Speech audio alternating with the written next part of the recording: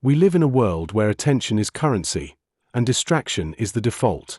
Most of us wake up, reach for our phones, scroll through endless feeds, and before we know it, half the day is gone. Yet, in the background, something else is always happening. A bird outside the window, a child's laughter in the next room, the rhythm of our own breath. These simple, ordinary things are easy to miss, but they hold the power to transform how we experience life. Awareness isn't an exotic practice reserved for monks or mystics. It's not about escaping the world or achieving some perfect state of mind. It's about noticing what's already here, about reclaiming the present moment as it unfolds, without rushing past it. This book is an invitation to rediscover the everyday miracles hiding in plain sight. Awareness Every Day, written and published by Mindful Literary, is not a manual filled with abstract theories. It's a field guide for ordinary living infused with extraordinary presence. In these pages, you'll find stories, practices, and reflections designed to bring clarity into the noise, calm into the chaos, and meaning into the mundane. If you've ever felt like life was slipping past you too quickly, or that you're always somewhere else in your head, this is your chance to stop, notice, and return to yourself. Let's begin. Introduction: The hidden power of everyday awareness. Scrolling mindlessly on a phone versus noticing a child's laughter in the background. Imagine sitting at a cafe, your fingers swiping up and down on your smartphone screen. The vibrant world around you blurs into a quiet hum as you engage in a mindless scroll. You might be looking at a funny meme, a perfect vacation photo, or the latest viral trend, but your mind isn't really processing it. Instead, it feels as though you're in a trance, zoning out while life unfolds in the background. The noise of laughter from a nearby table, the clinking of cups, even the aroma of fresh coffee fades into the periphery. This moment might feel familiar. We've all been there, lost in a digital world, often detached from the immediate reality. It's a kind of disconnection, a way of avoiding the present by filling your mind with images and thoughts that lead you away from the here and now. Now, contrast that with a different experience. You notice the spontaneous joy of a child's laughter. It's the sound of pure delight that can pierce through even the thickest digital fog. Maybe it's a little girl squealing as she chases bubbles that glisten in the sunlight, her laughter trickling through the air like music. Suddenly, you're pulled back to the present moment, and your heart lifts. This laughter reconnects you to the world, reminding you of playfulness and joy. The sound may prompt a smile, encouraging you to look up, breathe deeper, and soak in the simple pleasures that surround you. Such moments remind us that life is not just about what we consume on screens. It's about the connections we make, the feelings we share, and the beauty we can find in everyday occurrences. This experience serves as a metaphor for two ways of living. The first, the mindless scrolling, represents a life disconnected from immediate reality, almost like being wrapped in bubble wrap, cushioned from life's experiences. The second, embracing laughter, symbolizes being fully present and finding joy in simple moments. How often do we let distractions take over, sacrificing our awareness of the vibrant life happening all around us?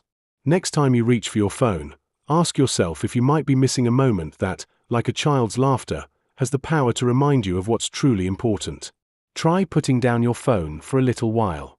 Take a deep breath, look around, and allow yourself to be present. You might just find that there's a world of joy waiting to be discovered right in front of you. What awareness really means, not esoteric, but the art of seeing life as it unfolds. Awareness is often talked about as if it's some mysterious state you either have or don't, something that belongs to monks sitting silently on mountaintops or mystics in distant lands. But in reality, awareness is much simpler and closer to home. It's really about paying close attention to what's happening in front of you, moment by moment. It's noticing the little things that usually slip past when your mind is busy somewhere else. For example, it's the feeling of sunshine warming your skin, the sound of a friend's laughter, or the taste of your morning coffee. These might seem ordinary, but they're the building blocks of truly seeing life as it moves through you. Rather than being an abstract idea or a lofty goal, awareness is about just being present in your experience. It means catching when your thoughts drift away into worries or plans and gently bringing yourself back to what's actually happening. This kind of attention doesn't require special training or effort. It's something anyone can practice. When you allow yourself to really notice the details of your day, you start to feel more connected to life itself.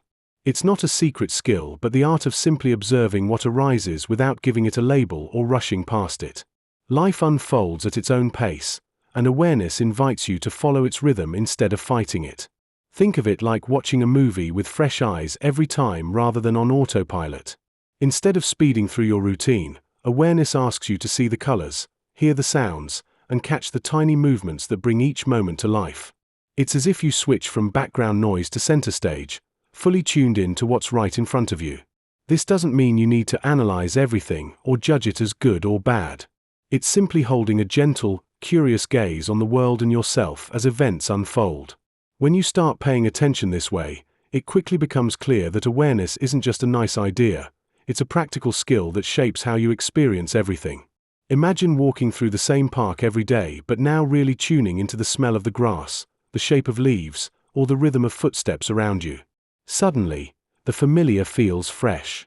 This change in perspective can soften stress and invite a sense of calm because your mind isn't dragging you into yesterday's troubles or tomorrow's worries. By anchoring yourself in what's happening right now, you open up space to respond with more clarity instead of reacting automatically. Awareness makes life richer because it reveals the layers beneath simple moments. When you listen with attention to a conversation, you catch the emotions behind the words and can respond with empathy rather than assumption. When you watch your own feelings instead of trying to shove them away, you gain insight over time into what really moves you. This kind of attention sharpens not only your senses but also your understanding of yourself and others. It's a way to live that values presence more than productivity, connection more than distraction. This skill doesn't require hours of meditation or special circumstances. You can practice awareness while washing dishes, waiting for the bus, or even sitting in traffic.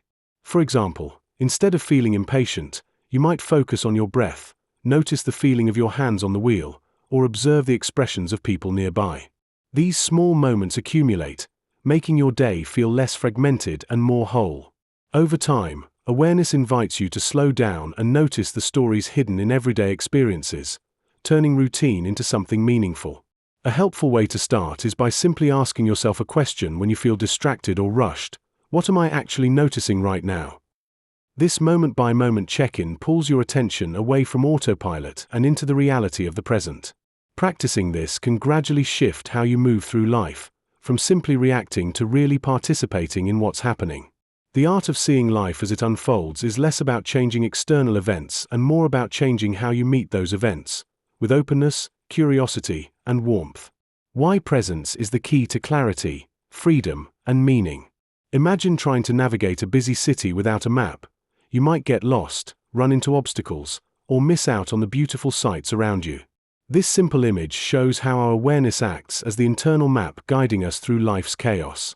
When we're not fully present, everything feels scattered, thoughts jump from one thing to another, emotions become overwhelming, and moments slip by unnoticed. Presence serves as that steady guiding hand, helping us connect the dots, see clearly, and avoid unnecessary detours. Practicing presence is like tuning into a gentle, steady stream amid noisy waters.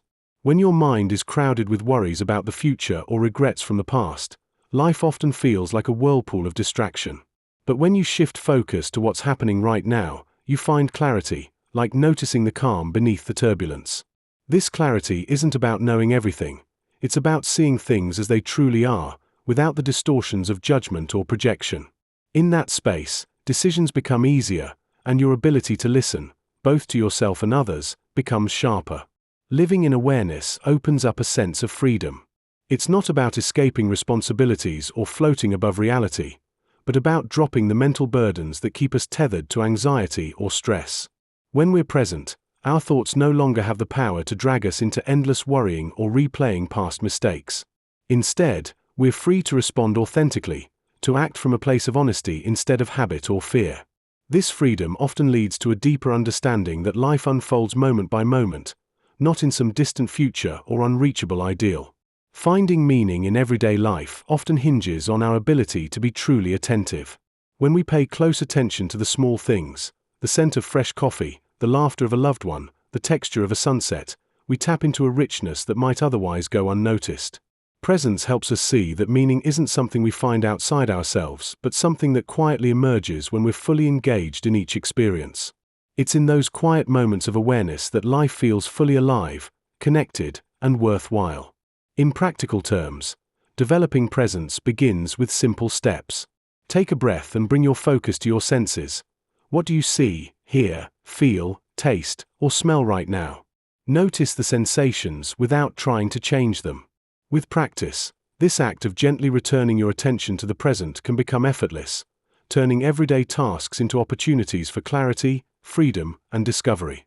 Over time, this simple shift can transform your relationship with life from one of distraction to one of presence and appreciation. One useful tip is to create small reminders throughout your day, like a gentle chime or a sticky note, that prompt you to pause for a moment. When that reminder sounds, ask yourself, what's happening right now? This simple question can realign your focus and anchor you back into the present, no matter how busy or chaotic life gets.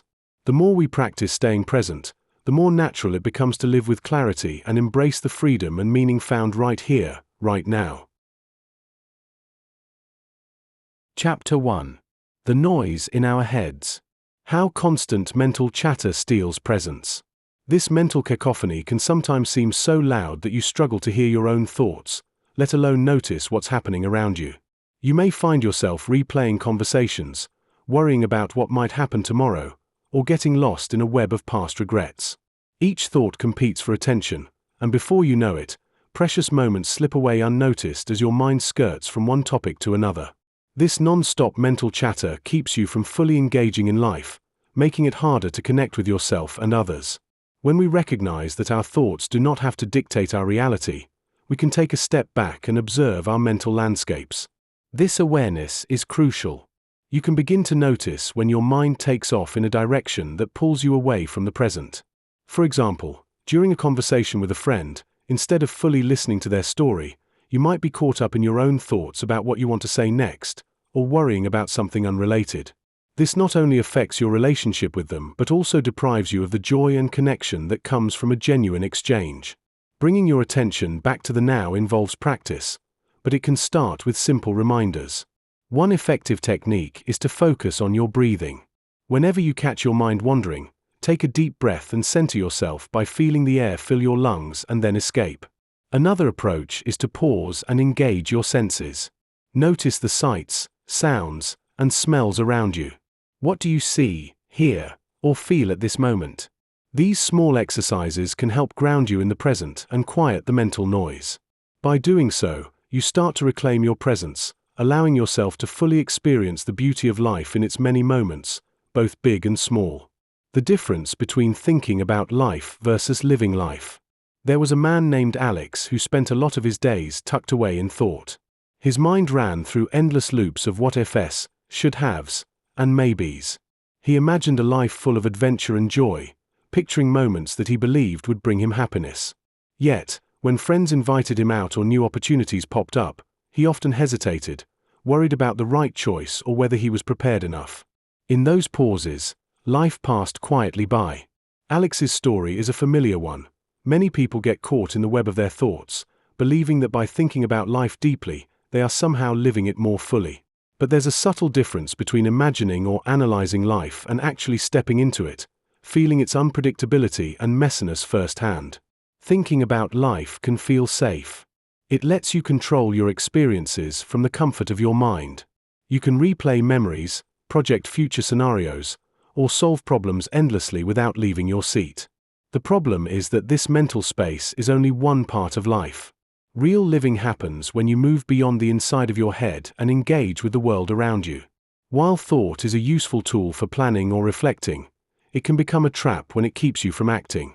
Being present, making mistakes, enjoying small moments, or even facing discomfort cannot be fully experienced through thinking alone. Imagine a quiet garden where you sit and dream about the colors, smells, and sounds of spring. Thinking about the garden may bring you warmth, but it cannot replace the feeling of soil under your fingers, the chirp of a bird nearby, or the burst of fragrance when a flower blooms. In the same way, life is multilayered and rich with sensations, connections, and surprises that no amount of thought can fully capture. Engaging with life means opening the door to uncertainty and embracing imperfection, which thinking sometimes tries to avoid. Many people mistake thinking about life for living it because both feel important in their own way. Thoughts can stir passion, motivate change, and help us understand our values. However, living life requires more than just mental energy. It asks for physical presence, emotional openness, and willingness to try even when we're unsure of the outcome. When you catch yourself endlessly planning or worrying, it can help to pause and ask, am I preparing to live this moment, or am I using thinking to avoid it? Recognizing this difference is a small but powerful step toward richer experiences. One way to practice shifting from thinking to living is by tuning into your senses. Feel the ground beneath your feet, notice the temperature of the air, listen to the sounds you usually ignore. Let these simple experiences anchor you to the here and now instead of your mind's chatter. Another tip is to set little challenges that push you to act, like reaching out to a friend, saying yes to an unexpected invitation, or trying something new even if it feels uncomfortable. These moments are where life is happening, messy and beautiful in ways the mind alone cannot create. Exercise. Notice your background soundtrack for 1 hour. Imagine walking into a busy city street first thing in the morning. Everywhere around you, there's an invisible hum, cars honking, people talking, footsteps pounding. These sounds blend into a constant background noise, often so familiar that we overlook it. Your mind is like that street, always filled with a mix of sounds, some loud, some soft, some unnoticed. Just like how you can tune out the hum of traffic when you're focused on a task, we tend to ignore the steady stream of thoughts, feelings, and external noises that shape our mood and attention each day. By setting aside just an hour to tune into this soundtrack, you start noticing what your mind is constantly listening to. You might realize some sounds are more prominent, perhaps the hum of your own worry or the chatter of inner criticism. Other noises fade into the background, like the distant sound of a car engine or a bird singing outside. This exercise helps you separate these different layers of sound, making it clear how much your internal environment influences how you feel and think. Paying attention without trying to change anything gives you a chance to see which sounds are helpful, which are stressful, and which ones you might want to gently let go of. Taking a moment to notice your background soundtrack is simple but powerful. It could be as easy as sitting quietly, closing your eyes if you like, and intentionally listening for 1 hour. You might hear the hum of your thoughts, the feelings simmering underneath, or the subtle noises of your surroundings. Sometimes, you may notice inner voices that repeat patterns, such as self-doubt or nostalgia, that play on repeat in the background of your mind. These are not wrong, they're just part of the ongoing tune your brain has become accustomed to. Recognizing these sounds without judgment creates space. That space becomes a foundation for understanding your habits better, and eventually, for choosing which sounds to keep and which to gently fade away. Even if you don't change anything during the hour, you're learning more about how your inner world constantly plays out behind the scenes. Chapter 2. Moments that wake us up. Sudden moments of awe, crisis, or beauty as invitations to awareness. Imagine walking through a bustling city, lost in thought, when suddenly, a crack of thunder startlingly splits the sky. In that instant, everything pauses. People stop, umbrellas shoot open like flower petals, and a little girl giggles as the rain begins to dance on the pavement. You find yourself fully present. The city transforms from a blur into a vivid canvas of colors and sounds. That unexpected moment jolts you into a heightened awareness, awakening your senses to the beauty surrounding you. These instances can feel miraculous, reminding us that life can shift dramatically in an instant. Such moments aren't just about nature's surprises, they often happen within our daily lives. Think of a heartfelt message from a friend that brings tears to your eyes, or the realization that you haven't taken a deep breath all day. They may feel fleeting, yet they carry an immense power to wake us up from our routines and encourage us to savor the present.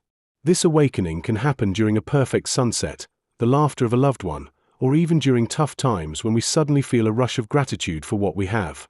Crises often arrive uninvited, serving as stark reminders of our vulnerability. When faced with uncertainty or loss, it can feel like an emotional earthquake. However, these experiences push us to reassess our lives and priorities. A health scare might ignite a newfound appreciation for our bodies, prompting us to live healthier or to reconvene connections with those we've drifted from.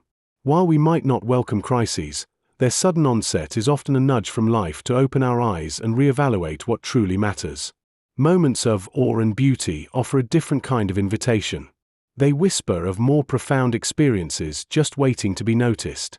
Standing in front of the Grand Canyon, one might be struck by the sense of scale and the timeline of the Earth's evolution that this breathtaking view communicates. Such experiences can reorient our perspective, reminding us how small we are yet also how beautifully connected we are to the universe. These awakenings can lead to a more mindful existence, where we appreciate not just spectacular views, but also simple joys like a child's laughter or a friend's smile. Integrating those sudden moments into our busy lives requires mindfulness. It's about creating the space to notice, whether through pausing to appreciate the sunset, savoring taste during meals, or feeling the textures of the world around us. Techniques like journaling about what moves you on a daily basis or practicing gratitude can gradually shift your perception. Ask yourself, when was the last time something took your breath away? Or when did you last feel completely present? These reflections can pave the way for richer experiences, alerting you to the invitations that life consistently extends. Open your heart to them, and you might discover profound insights brewing in your everyday moments. Why awareness often comes in flashes, and how to invite it more often. Awareness can feel a lot like a sudden flash of lightning on a stormy night, unexpected, bright, and powerful. One moment you're lost in the noise of daily life, caught in your thoughts or distractions, and the next, something shifts so quickly you barely catch it before it fades. These moments can surprise us with a sudden clarity about who we are, what we're feeling, or what truly matters. The truth is, our minds are often busy and restless, moving from one thing to the next, so sustained awareness doesn't always stick around. Instead, it often comes in quick bursts that punch through the clutter. These flashes feel profound because they offer a glimpse beyond the surface chaos, a sudden and brief window into our deeper self or a fresh understanding of the moment we're in. Part of the reason these flashes happen spontaneously is because our attention naturally drifts. It wanders through memories, worries, plans, and random thoughts. When something external or internal jolts us, maybe a sound, a thought, or a feeling, it can pull us sharply into the present.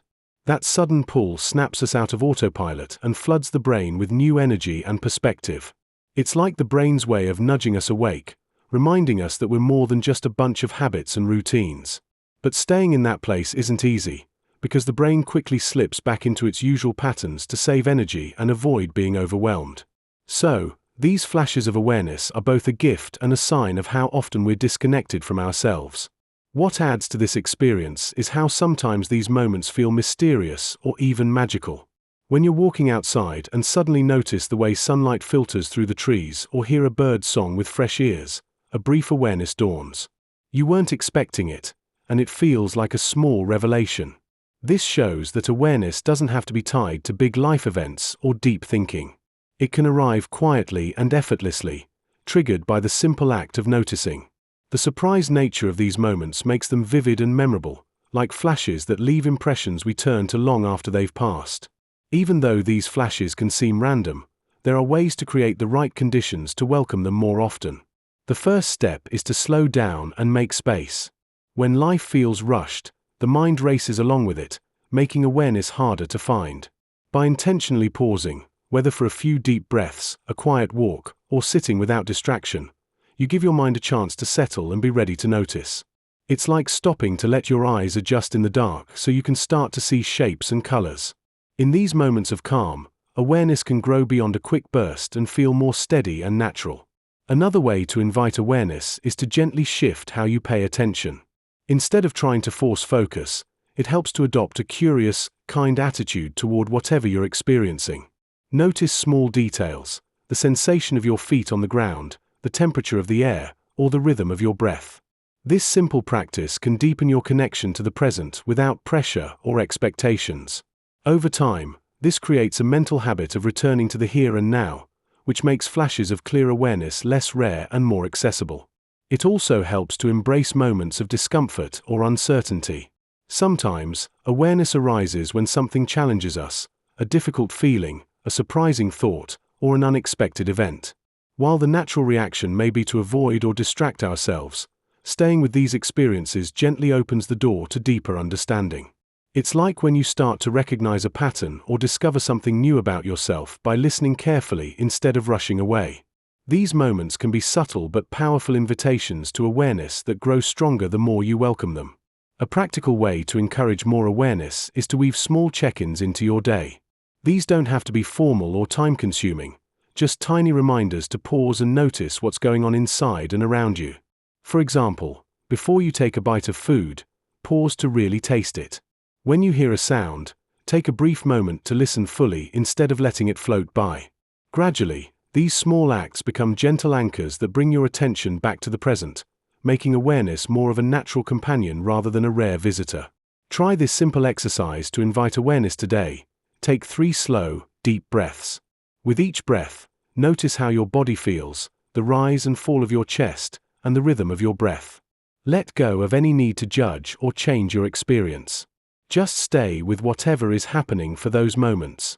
This small practice can clear some mental space and create a pause where awareness can appear more easily, even if only for a brief moment. Reflection. Recall a moment that shook you awake. There's a moment I remember vividly, one that completely caught me off guard and stayed with me for a long time. It was a sunny afternoon, and I was rushing through my day as usual, moving from one task to the next, hardly pausing to think. Out of nowhere, I received a phone call that changed everything. It wasn't bad news itself, but the way it hit me made me realize just how much my routine was blinding me from other parts of my life. Suddenly, I felt the ground shift beneath my feet, like life was gently, but firmly, pulling me out of a fog I hadn't even realized I was in. That moment snapped me awake and made me question what I'd been missing all along. Even though I had been so busy doing everything, I hadn't stopped to really feel or reflect. That kind of wake-up call can happen anywhere, during a conversation, in the quiet of the night, or even in moments of chaos. Think about a time you found yourself frozen in a moment of clarity. Maybe it was an argument that suddenly made you realize how you truly felt about someone, or a mistake you made that pointed out a pattern in the way you handle challenges. These moments challenge your usual way of seeing the world and, often unexpectedly, make everything else fade into the background. When I felt that jolt, I realized how much I had been on autopilot, chasing goals that weren't really mine, or spending time on things that didn't truly matter.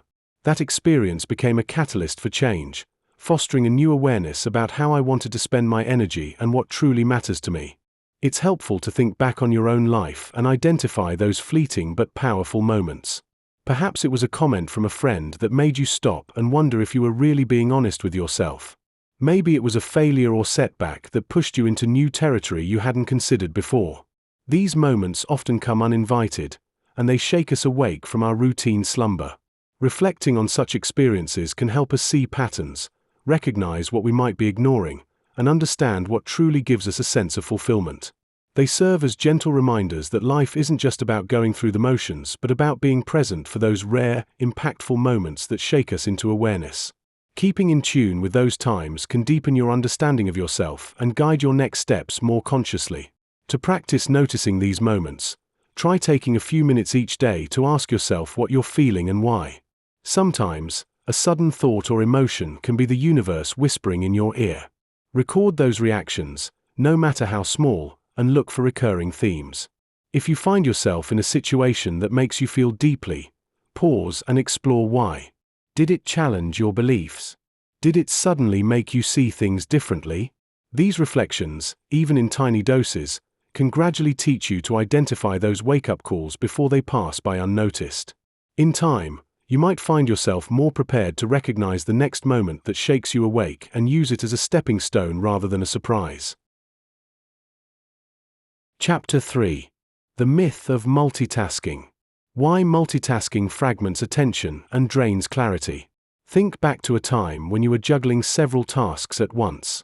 Perhaps you were on a video call while simultaneously replying to emails and keeping an eye on social media. Did you notice how your thoughts felt scattered? You might have caught yourself losing track of what was being discussed on the call or missing important details in your emails. This is a common experience, and it highlights just how multitasking fragments our attention. The brain is not programmed to handle multiple tasks demanding significant mental effort at the same time. Instead, it swiftly hops from one task to another, which can lead to diminished clarity. Consider trying to think of your attention like a flashlight illuminating a path. When you shine that light in one direction, you can see details clearly. If you beam it all around, everything becomes much dimmer and harder to discern. This is what happens when we multitask. Our focus spreads thin, leaving everything out of focus. It's hard to maintain the depth of thought required for meaningful engagement when your attention is divided. Whenever the brain shifts from one task to another, there's a slight delay. It's not instantaneous. This lag can contribute to mistakes, misunderstandings, and ultimately frustration. Recognizing how multitasking impacts you is the first step towards embracing a more focused approach to life. Start by becoming aware of your daily habits. Keep track of situations where you found yourself multitasking. What were you trying to accomplish? Did it work? Often, you'll realize that concentrating on one thing at a time yields better results than trying to juggle many things at once. To cultivate better focus, try practicing single tasking. Pick a simple activity, like reading a book or cooking a new recipe. Set aside your phone and any other distractions. Notice how when you focus solely on one task, you can engage more fully with it. You might even find that this brings a sense of calm you didn't realize you were missing. After practicing single tasking for a while, take time to reflect. Write down some observations about how it felt compared to your multitasking days. Another exercise is to set designated times for checking emails or messages. Instead of having notifications constantly vying for your attention, create specific moments throughout the day to engage with them. This simple adjustment can minimize the urge to multitask and allow you to respond more thoughtfully. It's about training your brain to focus more effectively while respecting the limits of your attention. Science and stories. Doing one thing fully versus juggling 10 things poorly. Sarah sat down to write a quick email to her boss, but her phone buzzed with a new social media notification. She glanced for just a second, then another message popped up. Before she realized it, her email draft was still half finished, sentences jumbled, her thoughts scattered. She tried flipping back and forth, answering a comment on Instagram, scrolling through Facebook, and tweaking her email all at once. Instead of moving forward, everything slowed down. The words felt forced, and after 20 minutes, she still hadn't sent anything. This moment captures what happens when we try to juggle several tasks at once but don't give full attention to any one thing. The chaos of fragmented focus makes everything take longer and often lowers the quality of work. Scientists call this task switching, and it's what happens when our brains jump rapidly between different activities. Each time we switch, our brain pays a cognitive price. It has to reorient, reload information, and rebuild focus. This isn't just a small inconvenience. Studies show that shifting attention constantly can reduce productivity by as much as 40%. It's like trying to carry too many plates in your arms. Some will wobble, and a few might even crash to the floor. Sarah's situation is familiar because it reflects how many of us try to manage the endless taps of digital distractions. The lure of multitasking feels like doing more, but it often means doing less well. This story serves as a simple reminder that our minds and hands often work best when they're committed fully to one thing at a time, rather than stretched thin across many. The chaotic shuffle of half-finished tasks, whether emails or other work, shows how easily quality and clarity fade when attention splinters. Our brains are built to focus deeply on one task, not to handle multiple demanding jobs at once. This is because of how our attention systems work. When we concentrate on a single activity, parts of our brain engage deeply, prepping pathways that allow for creativity, problem-solving, and detailed thought. Trying to switch between tasks disrupts this process and wastes mental energy. Research in psychology and neuroscience reveals that the more we multitask, the harder it is to form lasting memories and maintain sharp thinking. Contrast this with stories of people who gave their full attention to one passion or project at a time. Artists, athletes, scientists, and writers often describe periods of deep work, times when distractions were shut out and their minds were fully present. For example, the physicist Richard Feynman famously spent long hours focused entirely on problems that fascinated him, often locking himself away until he found answers.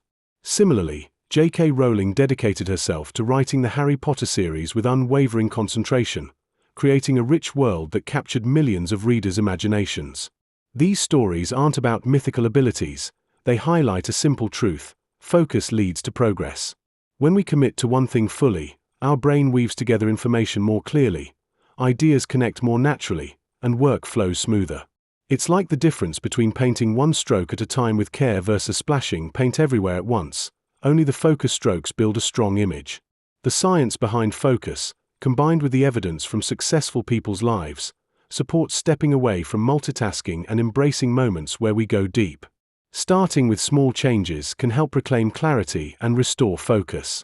One way is to create focus zones, where distractions are minimized, turn off notifications, close unrelated tabs, or even set timers to work without interruption.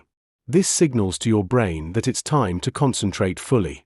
Another approach is to break large tasks into smaller chunks and commit to finishing each before moving on.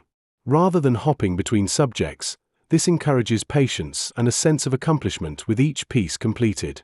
Taking moments to pause and breathe can also refresh your mind during work. Short breaks help reset attention, making it easier to dive back in fully afterward.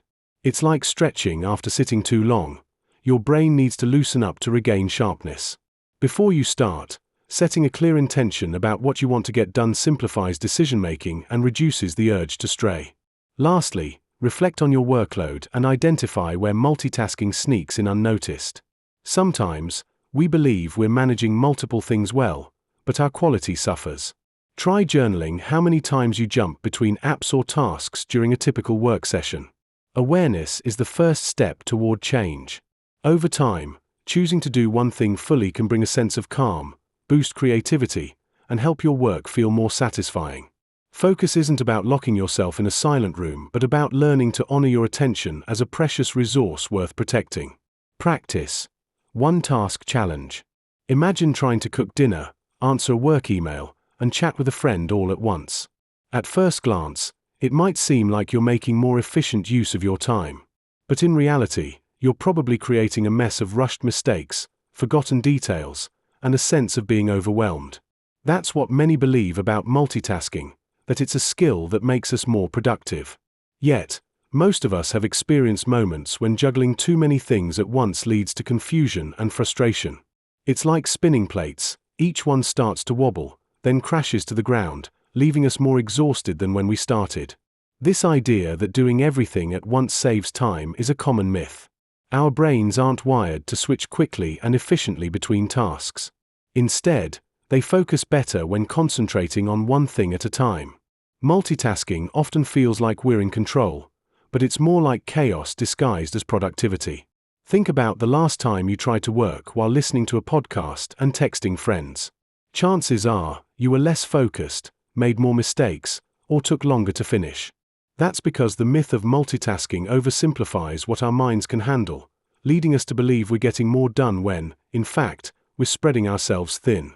Now that you understand why multitasking often causes more problems than it solves, it's time to try something different. The One Task Challenge is a simple but powerful way to experience how focusing on one thing at a time can feel. Pick a small task you usually juggle with other responsibilities, like replying to emails or organizing your desk. Set a timer for 10 or 15 minutes and commit to giving that task your full attention without distractions. Turn off notifications, close unrelated tabs, and don't switch to something else until the timer goes off. Notice how it feels to stay with one activity. Are you more engaged? Do you finish faster? Do you notice details you might have missed otherwise? Once you've completed your focus session, take a moment to reflect. How did it feel to stay with just one thing? Did you notice your mind wandering, or did you find it easier to stay present? Write down what you experienced, whether it was a sense of calm, frustration, or surprise at how much you could accomplish. The goal isn't to be perfect, but to start seeing how shifting your habits can make a real difference. Over time, perhaps you'll find that doing one thing at a time isn't just less chaotic, it actually works better for your brain. Try this challenge for a few days and see what changes happen in your productivity and mood. Remember, the key is consistency. Picking just one task and staying with it trains your mind to focus better. Soon enough, what seems like a small challenge can lead to bigger changes in how you approach your day. And every time you resist the urge to switch tasks prematurely, you strengthen your ability to concentrate. Simple as it sounds, this small shift can make your work more satisfying and your free time more relaxing. Keep in mind, your fast-paced habits might be hiding the fact that slower, steadier focus often gets more done in the end. Chapter 4. The Sacredness of Small Routines. Brushing your teeth, drinking coffee, walking, as doorways to awareness. Brushing your teeth may seem like a mundane task, yet it can open a door to mindfulness. Consider the sensations, the coolness of the toothpaste, the rhythm of your hand as it moves back and forth, and the sound of bristles against enamel. You can transform a routine move into a brief moment of presence. Instead of letting your mind wander to the day's tasks or yesterday's worries, focus on the experience.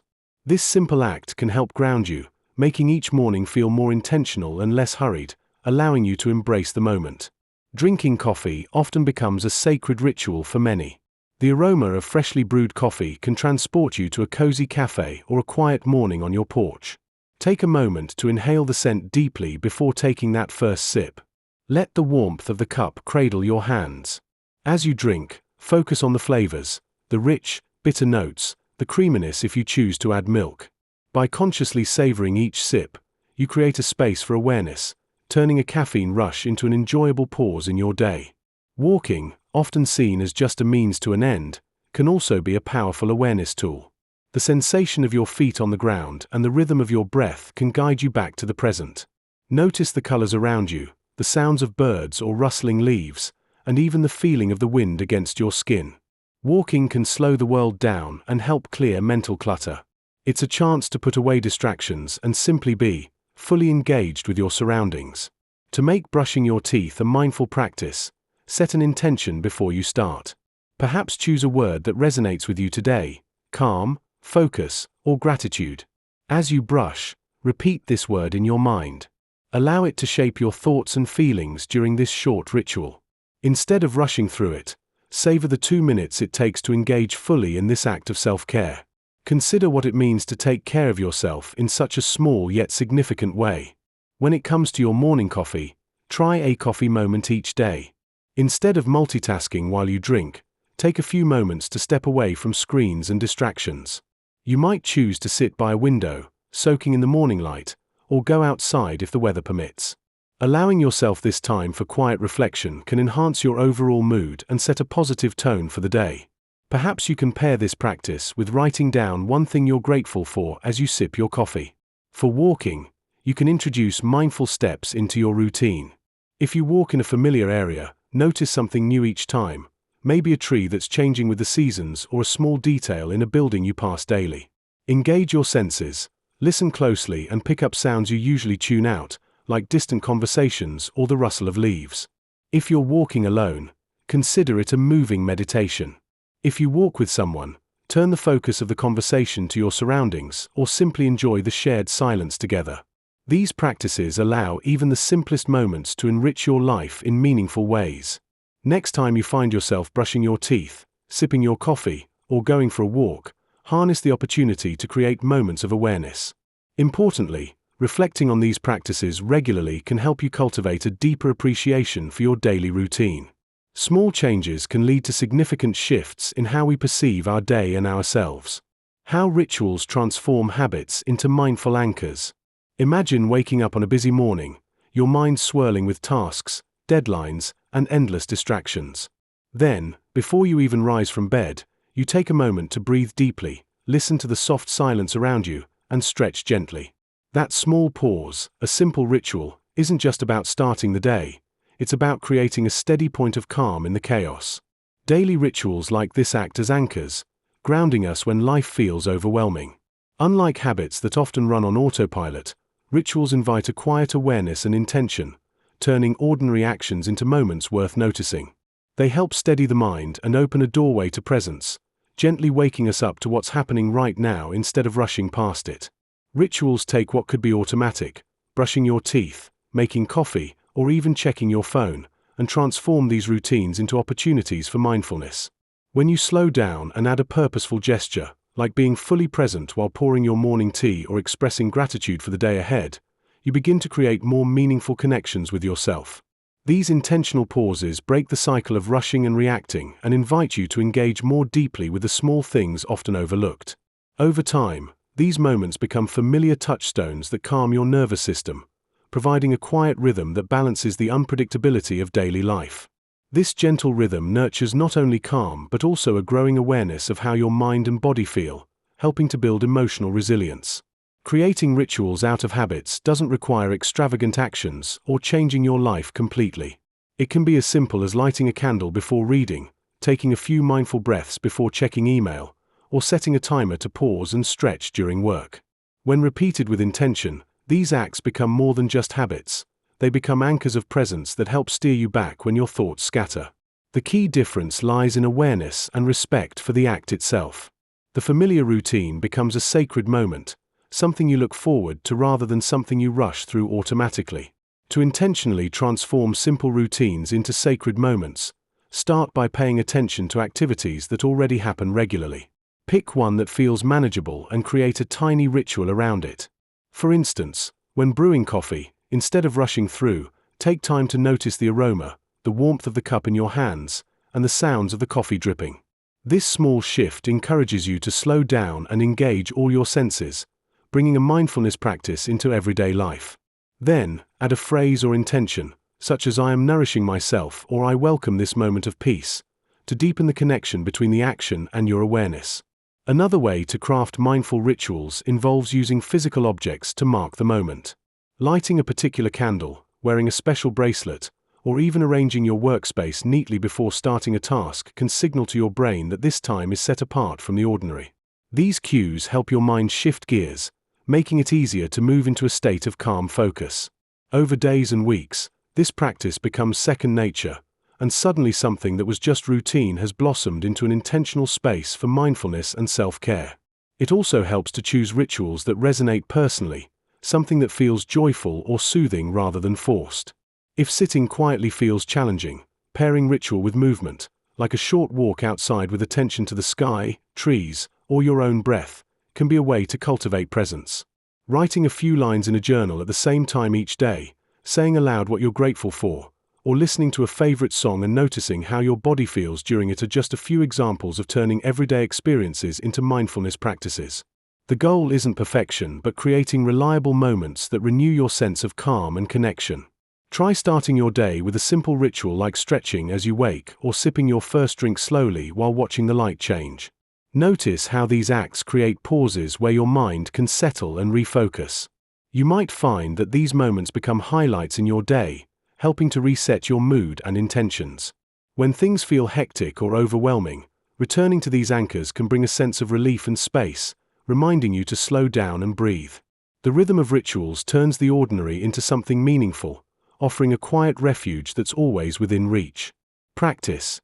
Choose one routine and make it mindful for a week. Think of your everyday activities as tiny plants growing in a special garden. Some are routine, like brushing your teeth or making coffee. Others are moments you rarely pay attention to, like waiting for water to boil or adjusting your seat. When you view these habits as part of a garden, it becomes easier to see how they can be cultivated with care and awareness. Each small action, when done mindfully, adds to the overall peace and balance of your day.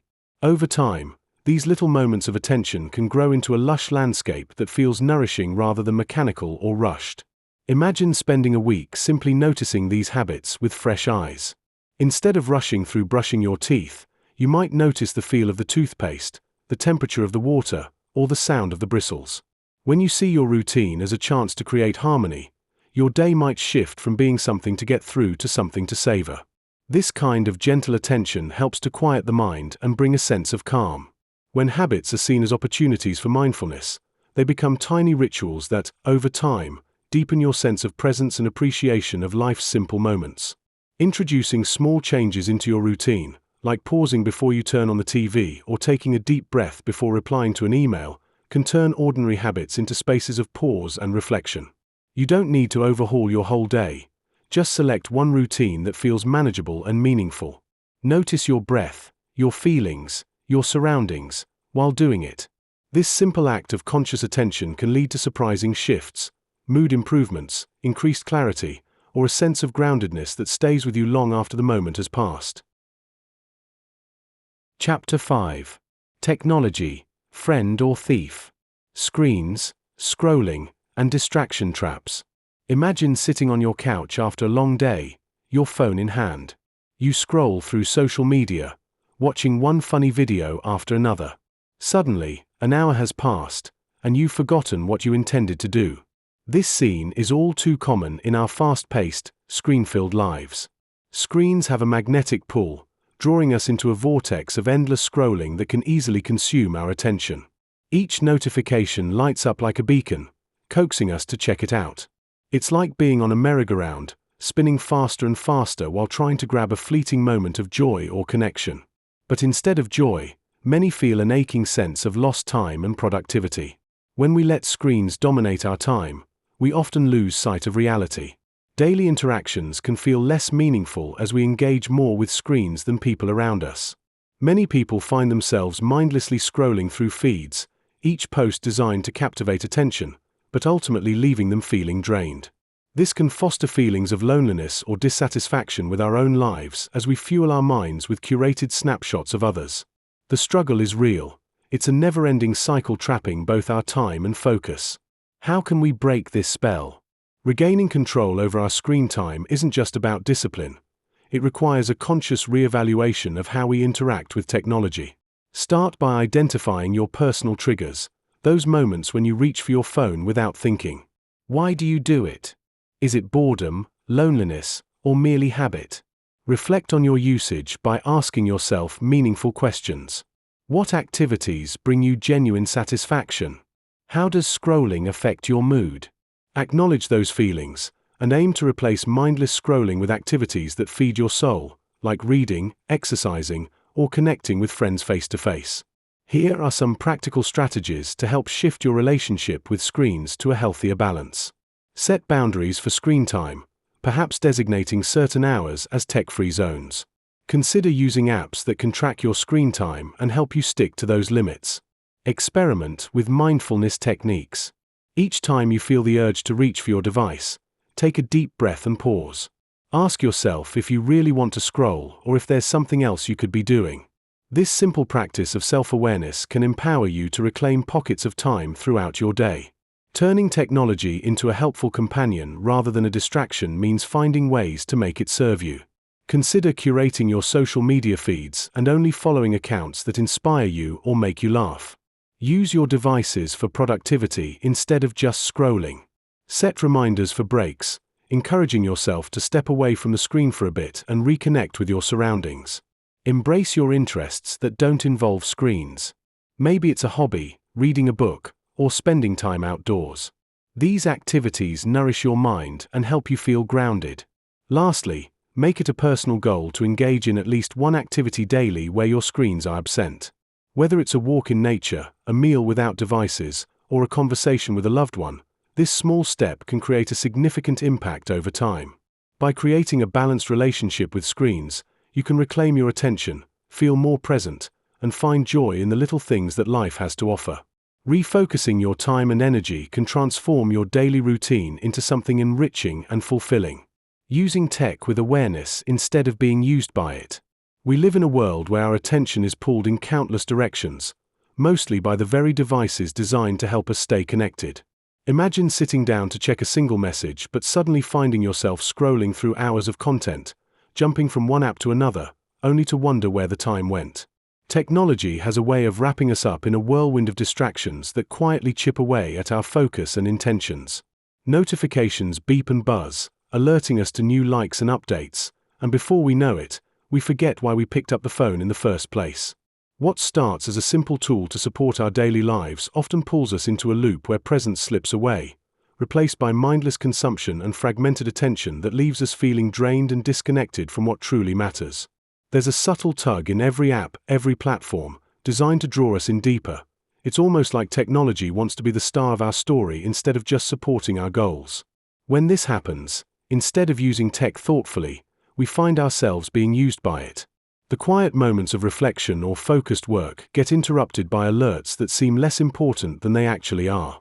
When our minds bounce from one distraction to another, it can be hard to stay grounded in the here and now. This constant pull interrupts our ability to think deeply and connect genuinely with others, turning otherwise calm moments into a fractured series of quick glances and short bursts of attention. It's easy to feel like you're caught in a cycle without realizing it, wondering why the day feels busier even though you've been plugged in the whole time. Taking charge of how we engage with technology begins by simply noticing these patterns. What if instead of surrendering to the next ping or the endless scroll, we stepped back and asked, how do I want to interact with this tool? What do I want to feel when I use my devices? Using tech mindfully means making choices that serve your well-being first, rather than reacting to every beep and blink. It could be as simple as setting specific times for checking messages or turning off notifications that don't add real value. When you slow down, you start to recognize the difference between what grabs your attention just because it's loud and what deserves your time because it feeds you in some way. Think about technology like a pair of glasses through which you view the world. They can sharpen your awareness or blur everything, depending on how you wear them. Using tech with awareness means creating tiny rituals that help you reclaim control. For example, before opening an app, pausing to ask yourself what you're hoping to accomplish helps keep intentions clear. You might find it helpful to create no-phone zones during meals or before bed, carving out spaces where your mind can rest and recharge. Some people find that simple changes, like using grayscale mode on their phone, make the content less tempting and reduce impulsive tapping. These small shifts nudge you toward being the driver of your tech experience, not the passenger caught in a rush of stimuli. As you become more intentional, technology becomes a tool for presence and focus rather than a source of overwhelm. When you approach devices as assistants rather than distractions, you open the door to moments of genuine connection and deeper creativity. This kind of awareness can be practiced anytime, anywhere, simply by bringing curiosity to your habits and giving yourself permission to adjust what doesn't feel right. Instead of feeling tethered to your phone or computer, your relationship with technology can grow healthier, empowering you to focus on the things and people that truly matter. One way to begin is by setting small reminders during your day to check in with yourself. Ask how you're feeling, whether what you're doing with your device is helping you feel calm or stressed, engaged or drained. These moments of reflection slowly build a rhythm that lets you respond instead of react. Over time, you become more in tune with what tools lift you up and which ones pull you down. Technology is there to support your life, not run it, and with a little practice, you'll find it easier to steer clear of the distraction spiral and use tech on your own terms. Practice. 24-hour awareness audit of screen use. Imagine this. You sit down to check your phone for a quick message, and before you know it, an hour has slipped by. Maybe you started scrolling through social media, then clicked on a video, and suddenly you're deep into a rabbit hole of memes or news. It's easy to lose ourselves in these digital moments without realizing how much time has gone by. Often, we're so absorbed that we forget what we were originally doing or why we even picked up the device in the first place. This story isn't unique. It happens to nearly everyone at some point. Recognizing how quickly we drift into screen worlds shows just how subtle and powerful these habits can be, and it highlights why cultivating awareness is so important. One day, you might find yourself staring at your screen without any genuine intention, scrolling out of boredom, anxiety, or simply because it feels automatic. That moment of mindless use can be unsettling when you pause to think about it. Our phones, tablets, and laptops are designed to grab our attention, pulling us into cycles of checking, swiping, and tapping, often without realizing how much time has passed. These habits can quietly chip away at your focus and renewal time, making it harder to stay present. That's why doing a simple check-in on our screen use becomes a kind of anchor, a way to step back and see just how often and why we're reaching for these devices. It's not about shame but understanding, so we can become more intentional with our habits. A straightforward way to reconnect with your technology use is to do a 24-hour awareness audit. Think of it as keeping a gentle diary, noting every moment you pick up your device or let a screen distract you. Over the course of a day, pay attention to when, why, and for how long you're using screens. Are you working? Relaxing? Passing time? Are you scrolling out of habit or doing something purposeful? It can help to keep a simple journal or use a timer to remind you to check in every now and then. When you're aware of your patterns, you start noticing triggers, maybe boredom, fatigue, or even social pressure, that lead you to reach for your phone. The goal isn't to judge, but to see the story your habits are telling, so you can begin to make small, deliberate choices about your screen time. During this audit, take note of the different contexts in which you use screens. For example, do you check your phone during meals, in the middle of conversations, or right before bed? Are there times of day when your screen time spikes? Also, observe your mood and energy levels. Do certain feelings lead you to grab your device? This awareness helps identify patterns and reasons behind your use, giving you clearer insight to act consciously rather than reactively. For instance, you may realize you reach for your phone during stress or when waiting in line. Recognizing these moments makes it easier to choose alternative activities, like taking a breath, stretching, or simply closing your eyes. It's about gently retraining your brain to see screens as a tool, not an escape. By the end of this 24-hour scan, you'll have a more honest picture of your screen habits. This snapshot can reveal surprising facts, like how often you reach for your device during quiet moments or how much time slips away without you realizing. This knowledge isn't meant to shame, but to give you a clear starting point. As you begin to notice your habits, you can gently experiment with setting intentions. For example, decide to put your phone aside during meals or limit social media to certain times. The simple act of bringing awareness to your patterns allows you to make more mindful choices, turning unconscious habits into conscious ones. Over time, this awareness becomes a foundation for building a more balanced, intentional relationship with technology. Chapter 6. The body remembers what the mind forgets. Awareness through the body, breath, posture, movement. Mindfulness begins with the body. Each breath you take can guide you toward a deeper awareness of your physical and emotional states. When you pause to notice the air flowing in and out, you may sense the subtle messages your body is sharing.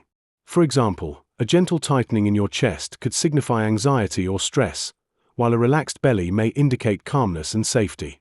Tuning into your breath allows you to recognize these signals, which can be powerful in guiding your next steps. Consider how your posture affects your mood and energy levels. Slumping your shoulders may prompt feelings of defeat or lethargy, while sitting or standing tall often instills confidence and openness. Imagine a time when you walked into a room with your head held high versus when you shuffled in, eyes cast down. You may have noticed that the former felt empowering, inviting connection with others. By practicing awareness of your posture throughout the day, you can actively choose how to engage with the world. Movement, too, plays a vital role in this triad of mindfulness. Whether you are stretching, walking, or even performing household chores, the way you move can reveal much about your current emotional state. Perhaps you rush through tasks, feeling pressure, or maybe you find joy in each step, dancing around the kitchen while doing the dishes. Daily activities, when consciously engaged with, can serve as reminders of your body's needs and feelings. This small act of noticing can turn mundane moments into opportunities for connection with yourself. To encourage this body awareness, try setting aside a few minutes each day for simple techniques. Start with a short breathing exercise. Find a comfortable position, close your eyes, and focus on your breath. Inhale deeply through your nose, hold it for a moment, then exhale slowly through your mouth. Repeat this cycle several times, allowing your thoughts to settle. Notice if your body begins to feel lighter or more relaxed. Next, check in with your posture. Stand or sit up straight, roll your shoulders back, and take a moment to feel grounded. Maybe even place your feet flat on the floor and distribute your weight evenly. The effort you put into this can shift not only your posture but your overall outlook as well. It can make you feel more present and ready to tackle whatever lies ahead. Movement can also be integrated into your daily life as a form of practice. As you go about your day, pay attention to how it feels to walk from one room to another or to bend down to pick something up. Is there tension you can release? Can you bring fluidity to your movements? Remind yourself that being aware of how you move throughout your day can help you recognize your boundaries and needs, allowing room for growth and compassion toward yourself. Try reflecting on these practices by asking yourself questions at the end of your day. How did my breath feel during stressful moments? Did I notice my posture impacting my interactions with others? When did my movement feel joyful or tense? These reflections can nurture a kinder relationship with yourself, building a foundation of self-awareness that you can rely on for support. A simple tip to carry forward is to find a moment each day to check in with yourself. Maybe it's during your morning coffee or while waiting in line. Take a deep breath, notice your posture, and become aware of how your body feels. This gentle habit will tune you into the signals your body offers, creating a bridge between your mind and body that fosters heightened awareness of your needs and emotions. Practical grounding tools. Sometimes, life throws so much at us that our minds race or emotions flood in all at once, making it hard to stay present. Imagine your thoughts as leaves floating down a stream, drifting endlessly without getting caught anywhere. Grounding tools act like a steady rock in that stream, giving your mind and body a place to settle. These tools don't need to be complicated or take long. Sometimes just touching something cold, feeling the texture of an object, or focusing on your breath can bring you back. For example, running your hands over a smooth stone or even a piece of fabric with an interesting texture can immediately draw your attention away from overwhelming feelings and back to the here and now. The power of grounding comes from reconnecting with physical sensations. When memories or strong emotions start to take over, simple actions like pressing your feet firmly into the floor or noticing the weight of your body in a chair can interrupt that mental flood. These moments act like little anchors, reminding you that you exist in the present moment, safe and solid. A useful practice is to focus on 5 things you can see, 4 things you can touch, 3 things you can hear, 2 things you can smell, and 1 thing you can taste. This technique may sound like a checklist, but when done with gentle attention, it pulls you out of a cycle of distress and invites calm. Our bodies are always sending signals, but it's easy to miss them when we're caught up in daily chaos. Learning to listen to what your body is saying can be like tuning in to a friend's subtle hints rather than waiting for them to shout. A simple way to build this awareness is to set short pauses throughout the day to check in with yourself. When you take a break, notice how your shoulders feel, whether you're holding tension anywhere, or if your breath is shallow or deep. These little moments remind you that your body is not just a separate machine but part of your emotional experience. Mindful breathing is one of the friendliest tools to develop this connection. Instead of trying to control your breath, simply notice it, the rise and fall of your chest or belly, the coolness when air enters your nostrils. This gentle attention helps calm the nervous system and grounds your thoughts. You can also pair this with movement, such as stretching or swaying slowly, which invites your body to relax and be more in tune with itself. Even mundane activities like washing your hands or sipping water can become mindfulness practices when done with full presence, turning everyday moments into opportunities to reconnect and recharge. When emotions build, a mindful check-in can remind you to step back and recognize what's happening without judging yourself. Ask yourself, what am I feeling right now? Where do I feel it in my body? This simple question often opens the door to comfort instead of overwhelm. Noticing that anxiety lives as a tightness in your chest or that excitement bubbles in your belly brings clarity that you can work with, not against. Over time, this deep awareness can strengthen your ability to stay grounded even during challenging moments. Exercise, body scan in motion during daily tasks. Think of your day as a series of little moments where your body is active without you even noticing, walking to the mailbox, sitting down at your desk, or bending down to pick something up. These simple actions happen so naturally that they often slip by unnoticed. But if you take a moment during these familiar movements to tune in, you can start to sense how your muscles feel, whether you're holding tension, or if you're slouching without meaning to. It's like turning routine into a mini check-in, creating space to see how your body is really doing. Over time, these small awareness breaks can loosen up tight areas, reduce unnecessary strain, and make movement feel a little easier and more natural. This idea is pretty simple but powerful. Your daily movements are the perfect backdrop for cultivating a steady awareness of your body. For example, as you stand in line or brush your teeth, notice how your feet feel on the ground, whether your shoulders are tense or if your neck feels tight. When you shift your weight from one foot to the other or bend over to tie your shoelaces, pay attention to how your body responds. These moments can become tiny opportunities to reconnect with yourself, to notice any discomfort, and to gently release it. Learning to check in without judgment transforms ordinary routines into moments of mindfulness, making you more familiar with how your body moves, aches, or relaxes amidst the busyness of life. To weave this awareness into your daily tasks, try a gentle body scan that flows naturally with your movements. For example, as you stand up from your chair, take a deep breath and slowly stretch your arms overhead. As you do this, bring attention to your feet pressing into the ground and your lower back as it lengthens. When you walk from one room to another, imagine your legs becoming more aware of each step, rolling from heel to toe and noticing how your hips move. Even during small moments like washing dishes, pause for a moment, breathe, and scan your body from head to toe, observing where you might be holding tension. The key is to keep it fluid, not rigid, Allow your awareness to move along with your actions, gently guiding your focus without stiffness or judgment. This continuous yet gentle checking keeps you rooted in the present and helps to break the habit of rushing through tasks without noticing how your body is feeling. If you find certain areas tight or uncomfortable, breathe into those spots, imagining the tension melting away with each exhale.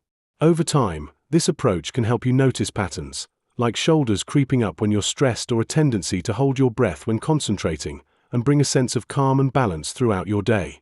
It's like giving your body a quick tune-up while you go about your usual routines, turning ordinary moments into small acts of self-care.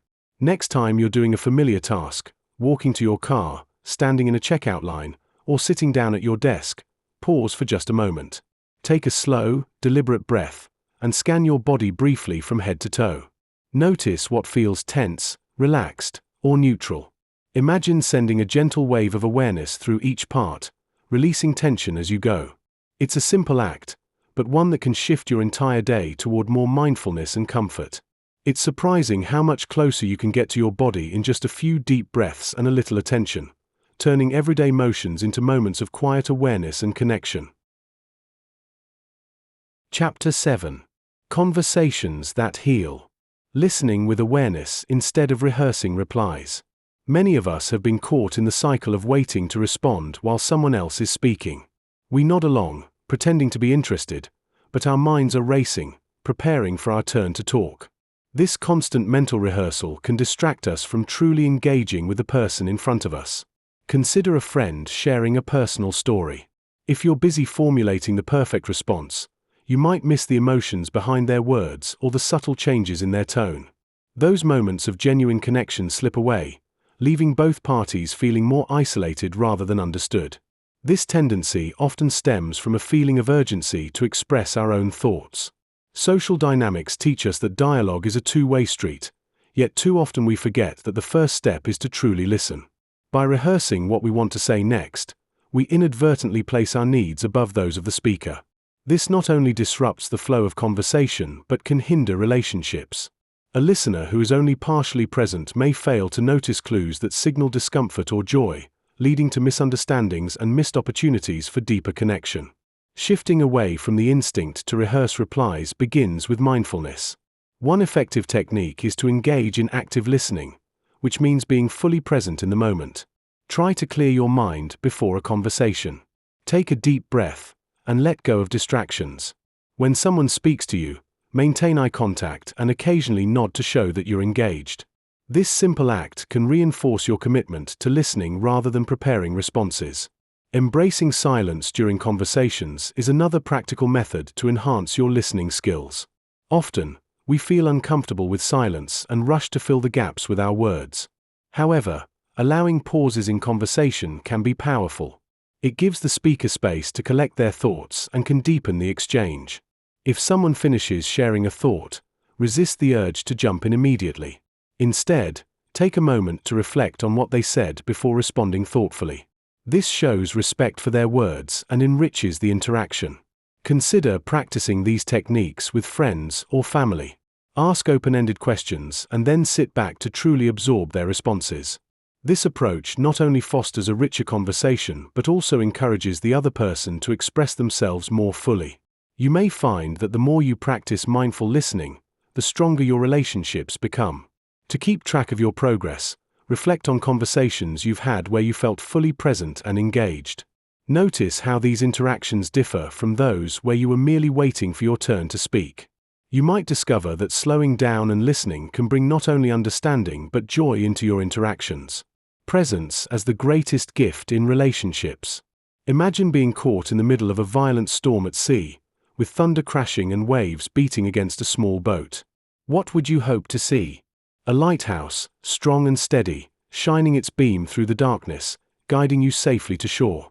Presence in relationships acts much like that lighthouse. When we are fully present with someone, we transform our conversations from routine exchanges into spaces of safety and healing. This kind of presence offers reassurance, allowing others to feel truly seen and heard, even when emotions run high or pain bubbles just beneath the surface. It becomes a quiet but powerful anchor, grounding connection amid life's chaos and uncertainty. Presence means turning your full attention toward another person without judgment or distraction. Rather than half listening while checking your phone or rehearsing what you want to say next, you open yourself up entirely. This doesn't just improve communication, it creates an emotional environment where vulnerability feels possible. When someone knows you're truly with them, they can relax and share parts of themselves that stay hidden in the noise of everyday life. Presence invites understanding, deepens empathy, and allows trust to grow naturally, like roots growing deep under the soil. It's the space where authentic healing and growth begin. In many relationships, we get stuck talking at each other rather than with each other. We exchange information, complaints, or updates but rarely slow down enough to enter the full experience of the moment. Imagine your partner telling you about a tough day, but you respond by thinking about your own worries or jumping in with advice before they finish. While well-meaning, this pulls the connection apart, leaving both parties feeling unheard. On the other hand, when you hold back your impulses, quiet your mind, and listen with your heart, you offer a precious gift. Simply allowing someone to pour out their feelings and knowing you are there, fully present, often does more good than any solution you could offer. It's like turning a conversation into a soft place to land. Learning to be present takes practice, but it doesn't require grand gestures or lengthy talks. Small, everyday moments hold endless opportunity. You might start by pausing before responding when someone talks to you, taking a breath, and making eye contact. Notice the tone, the body language, the words beneath the words. Let curiosity replace judgment or distraction. Even brief moments of genuine attention shift the energy, helping connection deepen and soften. Over time, these habits build a relational muscle that strengthens your ability to be there for others consistently. One practical way to cultivate this kind of presence is to create little rituals that center your awareness on the person in front of you. It could be as simple as turning off your phone during meals or setting aside a few minutes each day to ask how someone's really doing, then listening without planning your response. When you talk with friends or family, try to resist the urge to fix things or steer the conversation. Let it unfold naturally, holding space for silence as much as for words. You might be surprised by how these moments of listening change how close you feel to others, making your relationships feel richer and more alive. Another useful tool is to practice mindfulness, taking time to connect with your own breath or senses before entering conversations. When you arrive calm and centered, you're better able to stay focused and less likely to get caught up in distractions or reactive thoughts. This helps you show up as your full self rather than a distracted or defensive version. People can sense that authenticity. It makes them feel safe and more willing to open up. Presence becomes a shared rhythm, a dance where both people feel seen and valued without needing to say much at all. Try this next time you're with someone you care about. Notice when your attention starts to wander or when you feel the urge to jump in with your own story. Gently bring yourself back to the moment, tuning in fully to what they're saying and how they're saying it. If your mind drifts, don't beat yourself up. Just return quietly again and again. Over time, these small efforts to be present build stronger, deeper connections that nourish both people. Presence is not about perfection. It's about showing up with kindness, curiosity, and the willingness to be fully there, offering the greatest gift relationships can receive, your real, undivided attention. Practice. The 80/20th listening experiment. Imagine you're at a lively coffee shop, chatting with a friend, and instead of waiting for your turn to speak, you make a conscious choice to truly listen, really listen, 80% of the time. This means giving your full attention, catching the tone, noticing the pauses, and absorbing the details that often slip by when our minds are busy planning what to say next. The idea is to shift from being a passive listener, waiting for your turn to talk, to an active participant who just listens. When you do this consistently, it transforms how conversations feel, making them richer and more genuine. Instead of rushing to fill every silence, you start to notice things you might have missed before, subtle emotions, unspoken thoughts, small details that hold big meaning. Practicing this experiment isn't about perfect silence or trying to suppress your natural urge to contribute. It's about a deliberate shift. During conversations, aim to listen for at least 80% of the time. This doesn't mean ignoring what's being said, but rather choosing to fully absorb and understand rather than immediately jumping in. Say little, but listen a lot. This approach encourages a different kind of engagement, one that allows the other person to open up more deeply. For example, if a coworker talks about feeling overwhelmed, Instead of jumping with advice or stories of your own, just listen closely. Notice how their voice changes, what words they emphasize, or the pauses they take. These moments reveal more than what's being said outright. This experiment can start small. Maybe you pick one conversation a day to try this out, or even part of a meeting where you promise yourself to listen more than you speak. It takes practice to stay present and resist the temptation to plan your response while the other person is talking. Over time, you'll notice a shift. Conversations become more meaningful, and you develop a better sense of the other person's true feelings and needs. People often respond positively to genuine listening, feeling heard and respected for the first time in a while. That feeling of being truly understood creates a foundation for deeper trust and connection, whether at work, with family, or among friends. As you practice, you might realize how often your mind drifts away or how quickly you jump in with your own stories or solutions. That's totally normal. The key is awareness. Gently bring your focus back, remind yourself to just listen, and let the other person carry the conversation more of the time. It's like training a muscle. The more you do it, the stronger your ability to listen profoundly becomes. Remember, this isn't about perfection but about quality over quantity. By intentionally dedicating most of your conversation time to listening, you open the door to richer understanding and more genuine relationships. If you're wondering how to keep yourself honest with this challenge, set little reminders. For example, during meetings, you could silently count to yourself as you listen, aiming to hit that 80% mark before chiming in. Or after each conversation, take a few moments to reflect. Did I really listen? Did I stay present? What caught my attention? These small habits reinforce the practice and make it easier to keep it going. As your mind gets used to this new rhythm, you might find yourself more relaxed, more curious, and more engaged. And the best part? Conversations become less draining and more rewarding. As you continue with this listening experiment, start paying attention to how it feels on your side. Do you notice a difference in how engaged you are during conversations? Perhaps you find yourself less eager to interrupt or less tempted to steer the chat toward your own stories. Instead, you're more attuned to what's being said. You might also see that others feel more comfortable opening up around you because they sense you're genuinely interested. Sometimes, you'll catch yourself surprised by how much more you learn about someone just by listening. These moments can be eye-opening and motivate you to keep going. Reflecting on these experiences helps you understand the impact this simple shift can have. Maybe you realize that tight deadlines or busy schedules used to make you rushed and distracted, but now, with more attentive listening, conversations feel more efficient. Others might comment on how much they appreciate your presence or how you seem more understanding. You might also notice subtle emotional cues, like tension or joy, that you previously missed. These insights can deepen your connections and make your relationships feel more authentic. Plus, recognizing how your listening behavior affects others encourages you to give it more focus over time. Consider keeping a small journal or mental notes after each conversation. Did you stay in the listening zone most of the time? Did the conversation feel more meaningful? What positive changes did you notice in the other person? These reflections help reinforce your progress and highlight the benefits. Some might even find that their own patience grows or that they're less reactive in debates or disagreements.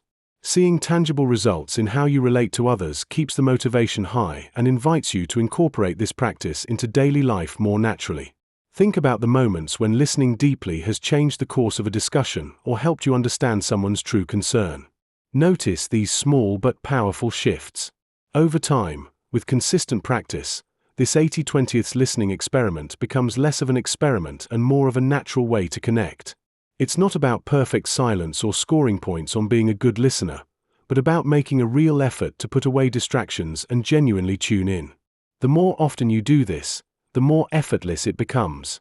Your conversations will likely feel more satisfying, and you'll develop an ability to connect with others on a level that words alone often miss. If you want a simple way to stay on track, try setting a timer or asking a trusted friend to gently remind you. This helps build awareness without adding stress. Over time, true listening becomes part of who you are, paving the way for more meaningful exchanges. Just remember, the goal isn't perfection but honest presence. The worth of this practice isn't measured in how long you can listen, but in how much you give and how deeply you connect during those moments. Chapter 8. Stress, the fog that blinds us. How stress hijacks clarity and narrows perception. Consider a moment when you were feeling overwhelmed, maybe at work or home. You had to pick what to have for dinner. The usual choices suddenly felt like monumental decisions. As you stared at the fridge, thoughts raced. So many options, each choice seemed loaded with consequences. The stress of the day crept in, clouding your judgment and making what used to be simple feel like a task worthy of a committee. In that state, you might second-guess yourself, worrying about whether to please everyone or if you were just too tired to care. Stress, in this instance, hijacked your ability to make a straightforward decision. This is a small illustration of a larger truth. Stress plays tricks on our minds. When we feel stressed, even minor choices can feel dire. It's like your mental clarity is temporarily dimmed, and sudden, overwhelming feelings make even the simplest tasks seem complex. This isn't just you. There's an interesting reason behind it. When stress levels rise, the body enters a heightened state of alert, which can make it feel like you're facing a much bigger problem than what's right in front of you. When we are faced with stressful situations, our body activates the fight-or-flight response. This ancient survival mechanism is designed to help us deal with perceived dangers, but in today's world, it often engages at times when it shouldn't. Instead of running from a saber-toothed tiger, we might be stressed by deadlines, relationship issues, or pressing responsibilities. As soon as we feel that stress, our brain narrows its focus, filtering out everything but the immediate threat. All attention becomes laser-focused on finding solutions, creating a kind of tunnel vision. This narrowed perception keeps us from seeing the bigger picture. It's like wearing blinders that prevent us from recognizing other viable paths or solutions. When caught in this stress-induced state, you might overlook subtle yet important cues or options that could lead to better results. Maybe there's another dish in the fridge that would have inspired you more, but your narrowed focus kept you locked on the same few choices, ultimately leading to a hasty decision. Recognizing when stress takes over can be a first step in regaining clarity. Taking a moment to breathe or stepping away from the situation, even briefly, can help ease the tension and widen your perspective. Simple exercises like deep breathing or taking a walk can break the cycle of stress, allowing for more thoughtful decision-making.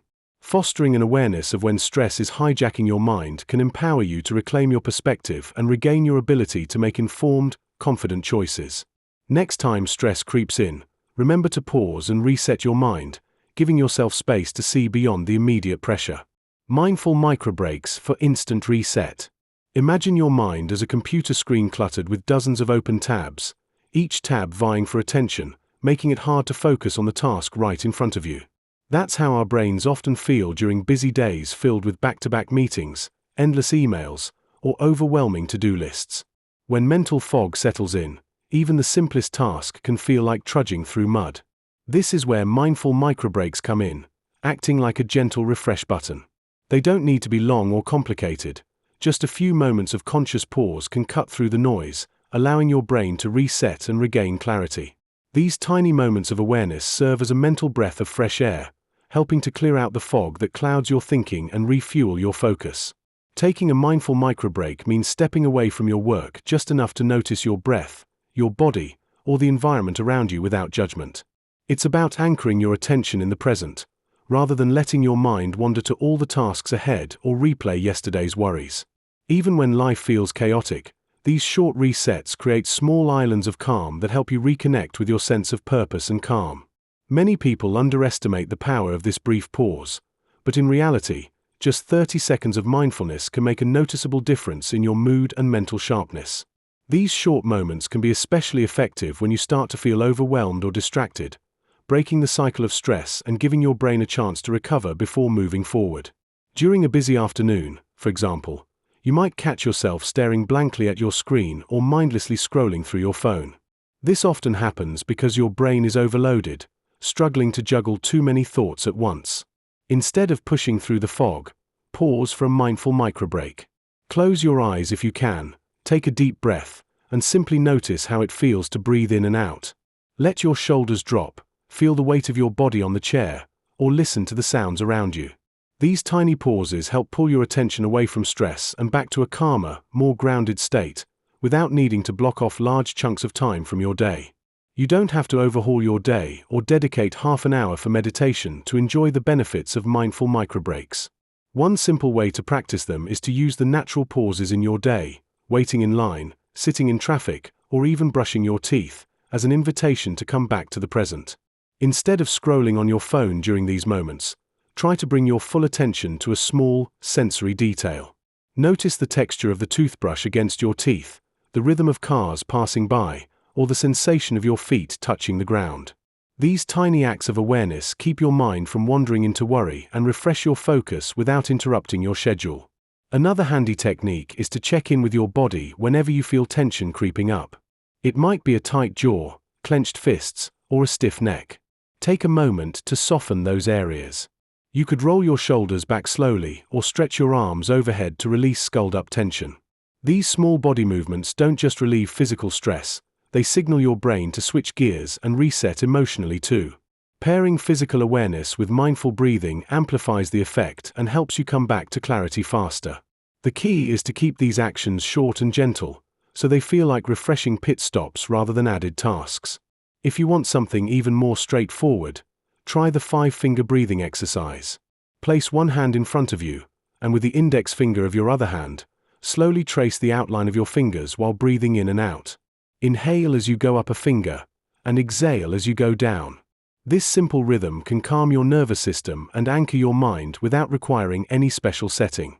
The beauty of mindful microbreaks is that you can tailor them to fit right into your daily life, no special props or quiet rooms required. By making these fleeting moments intentional, you transform small beats of your hectic day into pockets of focus and calm. Try setting a gentle reminder on your phone or computer for every hour or so, cueing you to take a mindful microbreak, even if it's just 30 seconds. Over time, these moments become habit, and you may find that your overall productivity and mood improve as a result. When your mind is clearer and less stressed, tasks feel less daunting and creativity gets a boost. The little pauses, when practiced with kindness and consistency, act like mini reset buttons, helping you show up as your best self more often. Here's a simple practice you can try right now. Close your eyes and take 3 slow, deep breaths. Feel the air fill your lungs. Notice the slight pause at the top of your inhale, then exhale fully. Bring your attention to the sensations in your body, acknowledging where you might be holding tension without trying to change it. Open your eyes gently and see if you feel a small shift, a tiny moment of calm that reminds you how accessible peace really is, even in the middle of a busy day. Practice the 3 conscious breaths ritual. Imagine this. You're sitting at your kitchen table, surrounded by a mountain of bills, to-do lists, and notifications pinging non-stop. The kids are arguing in the next room, your phone keeps ringing, and your mind feels like it's stuck in a whirlwind. Sound familiar? Sometimes, life can pile up so quickly that you feel like you're caught in a storm you can't quite find your way out of. During moments like these, taking a pause seems impossible, and the stress just keeps building. But then, a simple idea pops into your head. What if you just breathe? That's exactly what the 3 conscious breaths ritual is all about. It's a tiny break that you can take anywhere, while waiting in line, before starting your workday, or even in the middle of chaos. The key is to focus on your breath, really noticing each inflow and outflow. It's a small act with a big effect, giving you a moment of calm amid the rush. Think of it like hitting the reset button for your mind, helping you gather your thoughts and find a little space to breathe again. Start by sitting comfortably, with your back straight but relaxed. Close your eyes if you feel comfortable doing so, or simply soften your gaze. Take a slow, deep breath in through your nose, filling your lungs gently. Feel the air expand your chest and belly. Then, slowly exhale through your mouth or nose, releasing tension along with the breath. Do this 3 times, each breath a little longer and more intentional than the last. You don't need to count or change your breathing dramatically. Just become aware of each inhale and exhale, noticing the sensation of the breath moving in and out. One easy way to remember this practice is to tie it to daily routines. For example, take 3 conscious breaths before you step out of the car, before a meeting, or after a stressful phone call. It's a mini ritual that takes less than a minute, yet it can shift how you feel in an instant. To deepen the experience, Ask yourself questions like, how do I feel right now? Can I notice any tension or tightness in my body? What thoughts are running through my mind? Answering these can help you become more aware of your emotional state and gradually learn to pause before reacting. If you notice your mind racing, gently guide it back to your breath without judgment. The practice isn't about getting it perfect. Rather, it's about showing up for yourself, even briefly. Over time, these moments add up, helping you build resilience against daily stress and creating a small space for clarity and calm. You might even try integrating the breaths into your daily schedule, like anchoring it to a specific activity, after waking up, during lunch, or right before bed. The more consistent you are, the more natural it becomes to pause and reconnect with yourself amidst life's chaos. Chapter 9. Emotional Triggers and Reactions. How awareness dissolves automatic reactivity. Automatic reactions are often like a default setting we slip into without even knowing it. Picture this: you're at work, and a colleague makes a comment that irritates you. Your immediate response might be to snap back or roll your eyes. This instinctive reaction is something we've all experienced, but it can lead to misunderstandings and conflicts, creating a chain reaction of negativity. At times, it can feel like we're not in control. Our emotions pull the strings, dictating our behavior in ways we don't even recognize. The first step in breaking this cycle is cultivating a sense of deep awareness. It's about shining a light on those knee-jerk responses so we can understand what triggers them. This awareness allows us to create some distance between a trigger and our response, giving us the space to think and choose how to react rather than simply reacting out of habit. To cultivate this sense of awareness, start with small moments throughout your day. For instance, consider setting aside a few minutes each morning just to check in with yourself. Ask questions like, how do I feel right now? Or what thoughts are running through my mind? This practice isn't about delving into deep psychology. It's simply about noticing what arises without judgment. By becoming more familiar with your emotional landscape, you begin to see patterns over time. Overwhelming feelings can be traced back to specific situations or triggers, and recognizing these patterns helps you respond more thoughtfully. You might notice that you become defensive when a friend criticizes your work, or maybe you feel anxious in social situations. Once you're aware of these patterns, they lose their power over you. To foster this awareness further, there are practical steps you can take. Consider starting a journal where you document your reactions to various situations. Write about the moments that trigger you and how you initially responded. Reflect on how that reaction made you feel afterward. This simple documentation can be eye-opening, revealing how often we react without thought. Practice mindfulness meditation too. Focusing on your breath or the sensations in your body can ground you and help cultivate an overall state of awareness that merges into daily life. Gradually, you can turn your autopilot mode off, leading to thoughtful decisions instead. The next time a colleague irritates you, thank your awareness for allowing you to pause before you reply. Instead of lashing out, you might respond differently, perhaps with curiosity instead of defensiveness. As you practice these tools, the automatic reactions will likely start to soften, giving way to a more conscious way of engaging with yourself and others. Stories, fights, misunderstandings, and the power of pausing. When Sarah and Mark argued one evening over something as simple as forgetting to take out the trash, the disagreement spiraled much further than the chore itself. Mark felt unappreciated, while Sarah was convinced he was being unfair. Neither of them realized that the real issue wasn't the trash at all, but feelings that had been simmering under the surface for weeks. This is a perfect example of how emotional triggers work. Our brain's alarm system can turn everyday moments into battles fueled by past hurts, unmet needs, or stress, hijacking the way we respond before we even get the chance to think clearly. These moments often explode out of misunderstandings that feel as though they come from nowhere. Like when a friend doesn't respond to a message, we might instantly think they don't care, even though they could be caught up in something completely unrelated. When we feel hurt, angry, or frustrated, those feelings act like filters, coloring how we interpret the words and actions of others. This emotional filter can make small issues feel like major personal attacks, breaking down conversations before they really start. Recognizing the role of these emotional triggers helps us see fights not just as conflicts, but as moments when we're deeply vulnerable and sometimes defensive without realizing it. One way this plays out is in the stories we tell ourselves about what's happening. Instead of seeing someone's silence as a momentary distraction, our minds fill in a story where we are ignored or rejected. When these stories get locked in place, the chances for misunderstanding grow. These narratives shape the energy of the fight and can make it hard to step back and see what's actually going on. The more tangled the story, the harder it becomes to hear the other person's true feelings or needs, and the louder the fight gets. Pausing in the middle of emotionally charged moments can feel like a superpower. Imagine Sarah realizing she was about to snap at Mark but instead took a deep breath and counted to 3. That brief pause can be the difference between widening the gap or bridging it. The simple act of holding back a reaction offers space for the mind to process what's really happening rather than reacting on impulse. It interrupts the cycle of automatic responses fueled by hurt and gives us the opportunity to shift from reacting to responding. It's not always easy to stop and pause when emotions are running high. Our nervous systems are wired for quick responses to threats, which is helpful when there's real danger, but less so when the threat is just someone disagreeing with us. Pausing, even for a moment, creates a new pathway in the brain. This space can soften our reactions and open the door for curiosity instead of defensiveness. It's a habit that becomes easier the more it's practiced and offers clearer communication, less regret, and often, a quicker return to connection.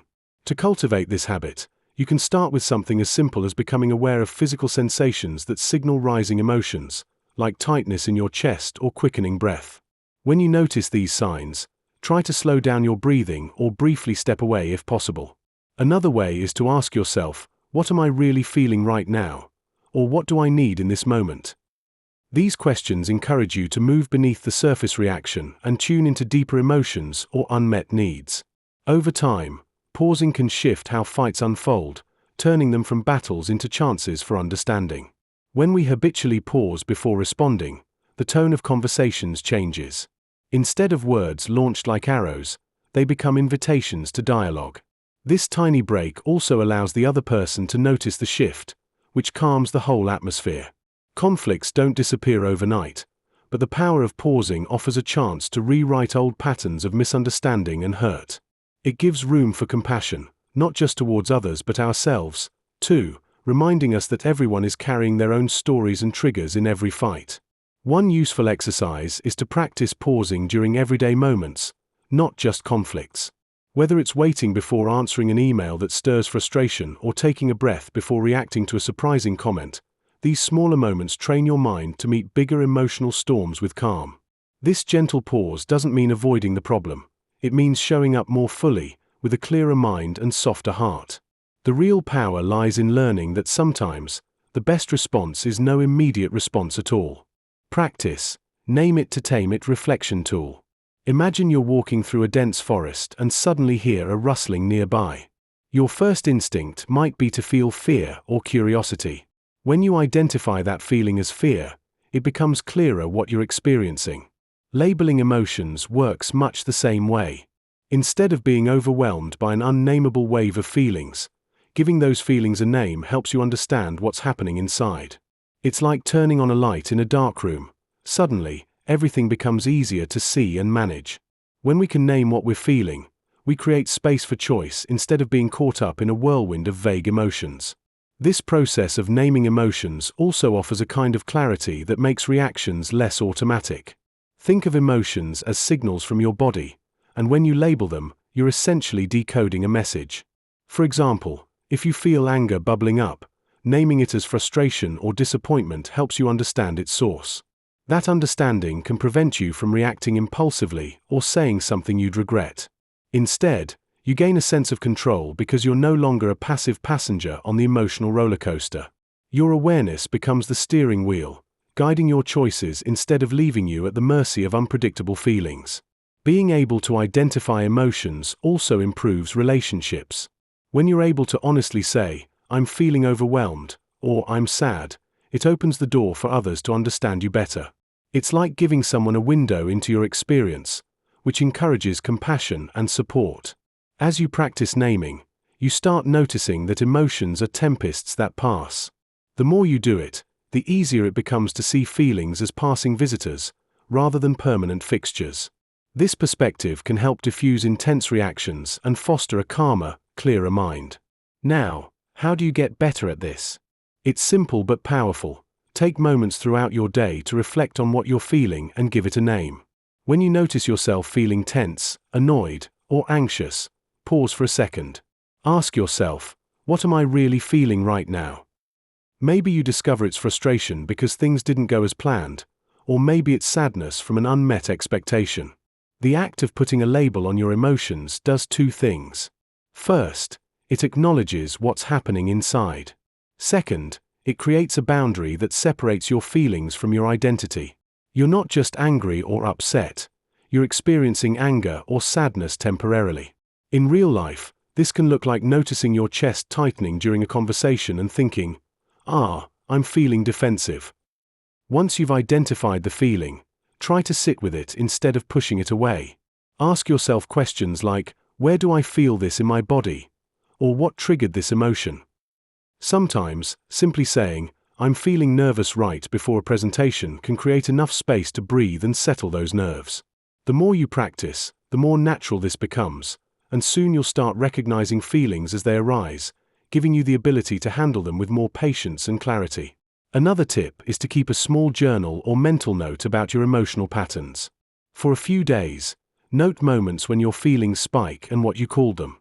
Over time, you'll see patterns or triggers, which can be really enlightening. For example, you might realize that certain conversations tend to make you feel insecure or that you often feel anxious before a meeting.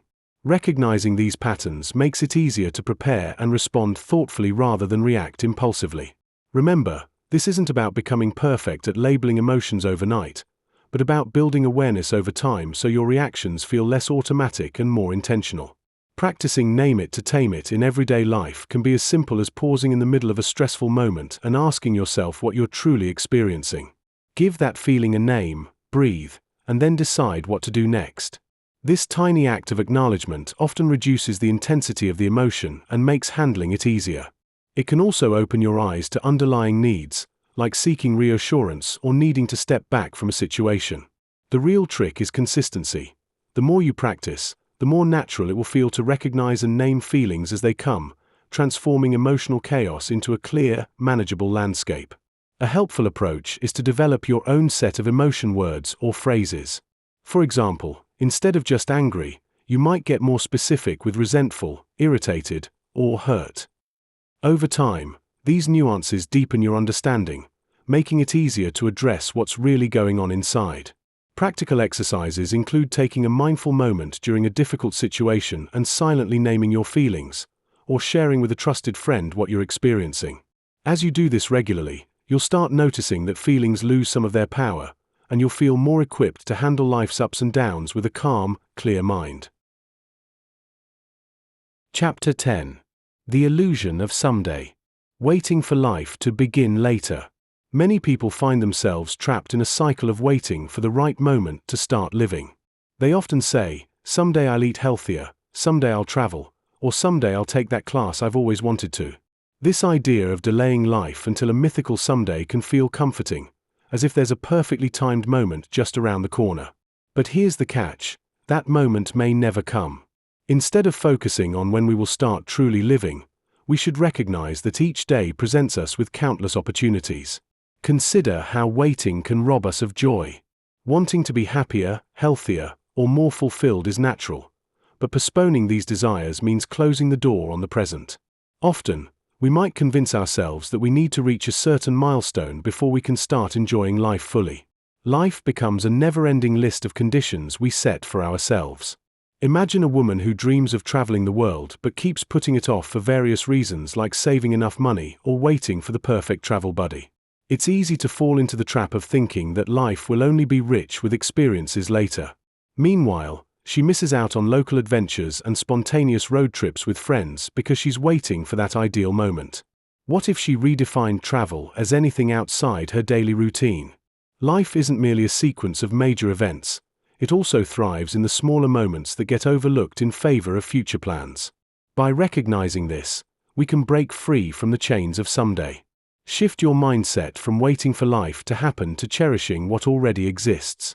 Make space for spontaneity and adventure in daily tasks. Savoring little moments brings unexpected delight and helps cultivate a more fulfilling life. To break free from the someday mindset, start with small actions. Instead of planning a grand trip for next year, consider a day trip to a nearby town you've never explored. This not only satisfies the desire for adventure but also anchors you in the present. Another practical step is setting small, achievable goals that bring you closer to your dreams. If your goal is to be healthier, begin by incorporating one new vegetable into your meals this week instead of waiting until you have an entire meal plan in place. Taking baby steps can lead to significant changes over time without overwhelming pressure. Embrace failure along the way as it's part of the journey towards living your best life. Allow yourself to experience joy even if things don't go perfectly according to plan. Each stumble can teach us something valuable. Reflection can be a powerful tool when it comes to embracing the present. Take time to journal about what you do today if you weren't waiting for someday. This exercise can help clarify your desires and motivate you to take action now rather than later. Reassessing priorities is also critical. What truly matters to you? Investing time in activities that align with your values brings a sense of fulfillment that postponing life simply can't offer. Lastly, surround yourself with others who inspire action and celebration of life now. Their enthusiasm can be contagious and can ignite your desire to live fully in the moment. Start making choices that reflect the life you want now instead of waiting for everything to align perfectly in the future. Taking these gentle steps can lead to richer experiences and a more satisfying life. Awareness as reclaiming this moment, not the future. Many of us carry this quiet hope that one day, in some perfect moment, we will be fully present.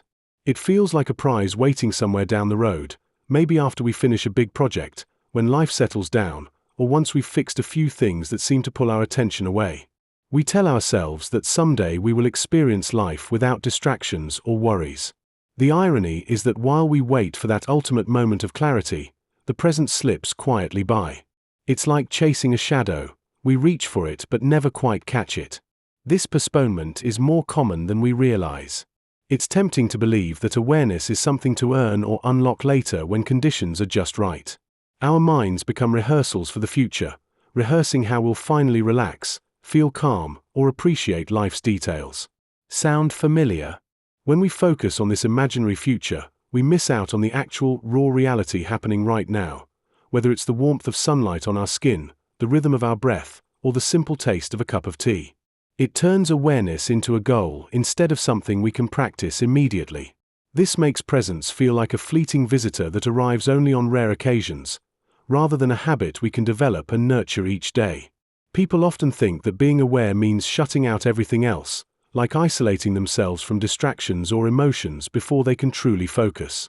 But awareness doesn't ask for perfect conditions. It lives in the messy parts, the interruptions, and the unplanned moments. Thinking that we can only be fully present in calm, quiet surroundings sets us up for frustration and keeps us stuck in later. This delay becomes a kind of trap where awareness remains something distant and unattainable, when actually, it's a doorway always open for us to step through. Awareness is less about finding a special moment and more about gently reclaiming this one. Imagine awareness as a light that you can turn on anytime, no matter where you are or what's happening around you. When you begin to notice your surroundings, the sound of birds, the texture of your clothes, even the subtle sensations inside your body, you're inviting yourself back into this moment. There's no need to wait for a quieter or easier moment because the present is always here, ready to be experienced. It can be helpful to appreciate that awareness doesn't mean perfect calm or stillness. It might be noisy and busy, but even then small shifts in attention bring you closer to presence. For example, in the middle of a hectic day, simply noticing your breath or the feeling of your feet on the ground can bring a surprising sense of calm. These tiny acts are like little anchors that pull you out of autopilot and back into awareness. Over time, practicing in these small doses builds a habit that makes being present less rare and more natural. One way to approach awareness is to treat it as a gift you give yourself every day. It's not about mastering it or getting it right. Sometimes, awareness will come with ease. Other times, it may feel elusive. That's okay. The point is often simply to remember to return to this moment, regardless of whether it feels comfortable or difficult. True presence isn't reserved for perfect days. it's woven into the fabric of each breath and every heartbeat. When we recognize this, we begin to see that each moment contains its own kind of richness, waiting quietly for us to notice. Try this little practice. Pause for a few seconds right now and observe what is happening around you. Feel your body, listen to the sounds, notice your thoughts without judgment. There's no need to change anything, just be with what's there. You'll find that awareness is not a far-off treasure but something you can reclaim again and again. This moment is always here, and it is always enough. Reflection. What are you postponing? Many of us tend to put off what really matters, quietly convincing ourselves that someday, somehow, everything will align and we'll finally act on those things we keep delaying. Maybe it's starting that business, reaching out to a long-lost friend, having a tough conversation, or simply making time for ourselves. We tell ourselves stories, "I'll do it tomorrow," or "next week will be better," and before we know it, days turn into weeks, then months, and sometimes even years.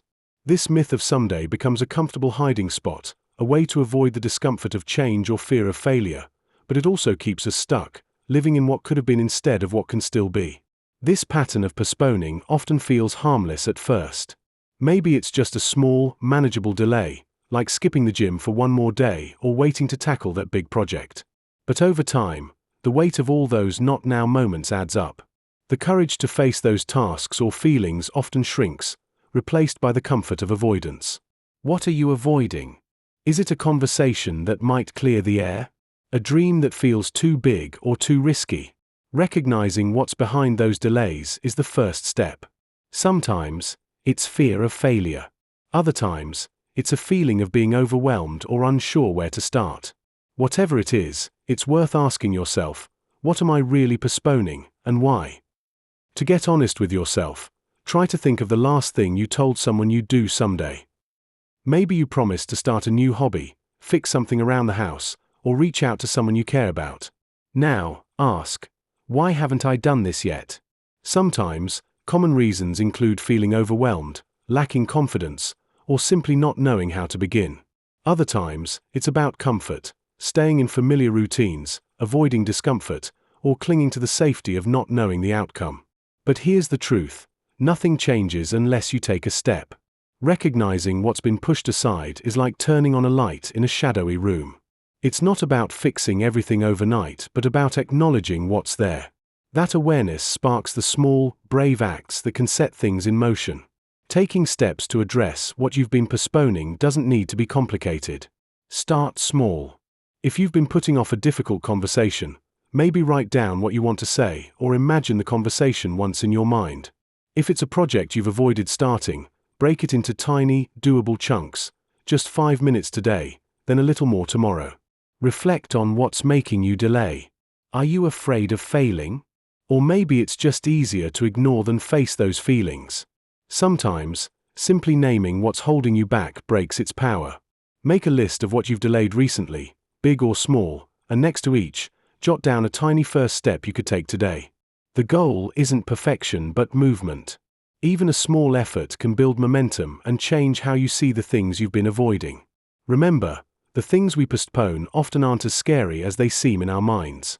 Sometimes, they're just a vague feeling that we've outgrown or a small task that spirals out of control in our imagination.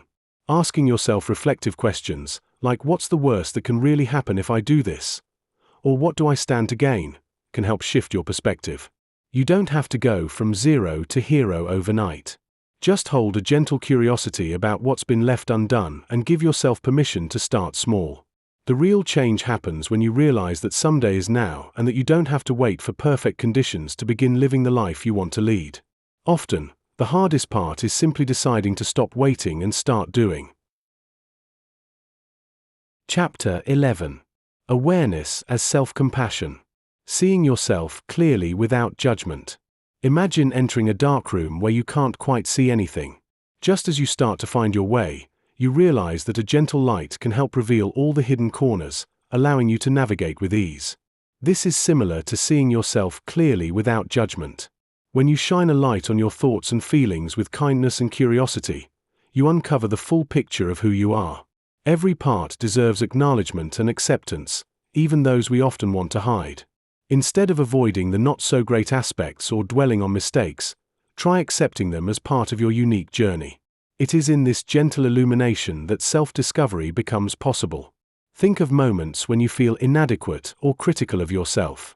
Instead of allowing that judgment to cloud your view, consider what it would mean to observe those feelings as if you were watching a movie unfold. You don't have to jump into the story or become the character, just watch as an outsider. This shift, seeing without judgment, opens the door to understanding how you react to situations and influences how you view your strengths and weaknesses. Being aware of these thoughts, rather than being consumed by them, can ignite change and foster a more compassionate perspective. Practicing self-compassion means embracing our imperfections with warmth and understanding rather than harshness. This transformative approach encourages us to let go of the need for perfection. Embrace your quirky habits, your past mistakes, and the moments of vulnerability that make you human.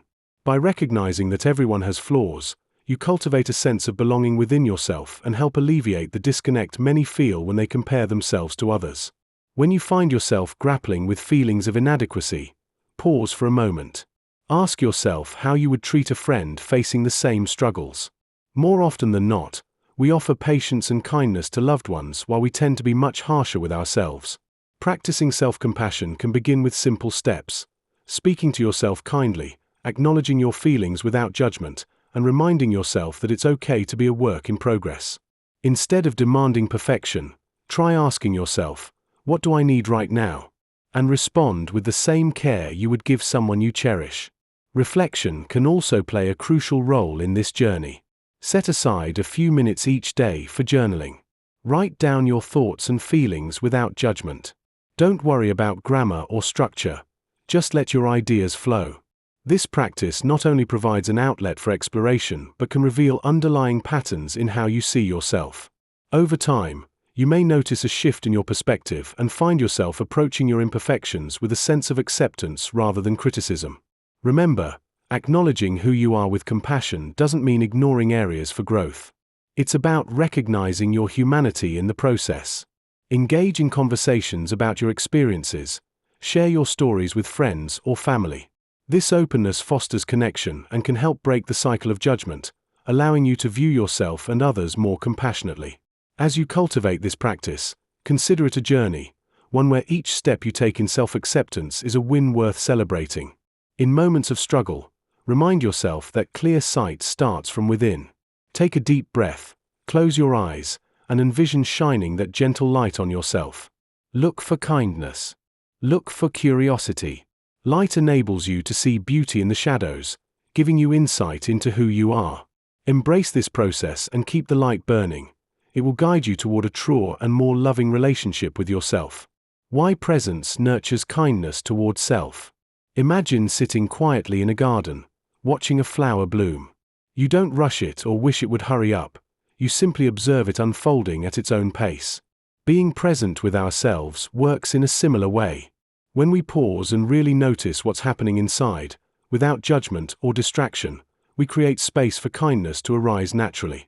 It's like meeting an old friend after a long time. You approach yourself with curiosity and care, not with harsh expectations or busy thoughts. Many of us carry invisible baggage, self-criticism, worry, or feelings that we're not enough. When we live in a constant hurry or get lost in our thoughts about the past or future, we miss out on connecting with how we're truly feeling at the moment. This disconnect often leads to frustration or self-blame, because without presence, our minds fill in the blanks with stories that aren't always kind.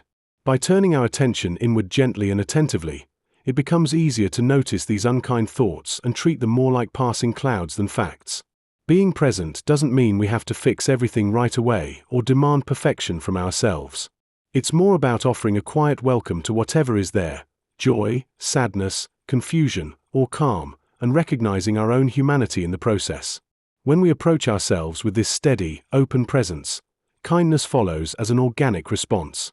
It's much harder to criticize someone you're truly paying attention to and care about, and the same goes for how we relate to ourselves. One way to cultivate kindness toward ourselves is by practicing small moments of awareness throughout our days. This could be as simple as noticing the sensation of our breath as it moves in and out, or feeling the weight of our body against the chair. These gentle reminders anchor us in the now and give our busy minds a chance to settle down. When the mind quiets, it becomes easier to catch negative self-talk and replace it with a softer, more understanding voice. Another helpful approach is to pause when emotions feel overwhelming and check in with ourselves like a caring friend would. Instead of pushing away discomfort or judging our feelings, we can say internally, "I see you're struggling right now," or "that must be hard." This kind of inner dialogue might feel strange at first, but it creates a supportive environment inside, a little sanctuary where kindness has room to bloom. Over time, these mindful pauses build a kind habit of treating ourselves with patience and warmth instead of criticism. It also helps to recognize the shared human experience behind our struggles. Everyone faces self-doubt, fears, and moments of feeling imperfect. When we remind ourselves that we are not alone in these feelings, it can soften the harshness we sometimes direct inward. Combining this understanding with present moment awareness allows kindness to take root more easily, transforming how we meet ourselves day by day. Try setting aside a few minutes each day just to sit quietly and invite presence. Notice what arises without trying to change it. Acknowledge your thoughts and feelings with gentle curiosity. This simple practice doesn't need fancy techniques or extra time, just your willingness to be there with yourself, fully and kindly. Practice daily self-check-in without critique. Think of your mornings as a fresh start, like greeting a close friend with a smile. Instead of rushing or criticizing what you see in the mirror or how your mind feels, take a moment to softly knock on your inner door. Say hello with a tone that's caring and gentle. This simple act sets a tone for the entire day, one rooted in kindness rather than self-criticism. It's not about making everything perfect, but about recognizing where you are, accepting it, and offering yourself a bit of warmth. Doing this consistently can help you become more aware of your feelings without judging them or yourself harshly. This small daily ritual can be as simple as pausing for a moment before jumping into your busy schedule. As you notice how you're feeling or thinking, figure out how to treat yourself with the patience you'd offer a friend. If you're feeling tired, instead of thinking, "I should be more energetic," say, "It's okay to feel tired today." If worries come up, acknowledge them gently without trying to push them away.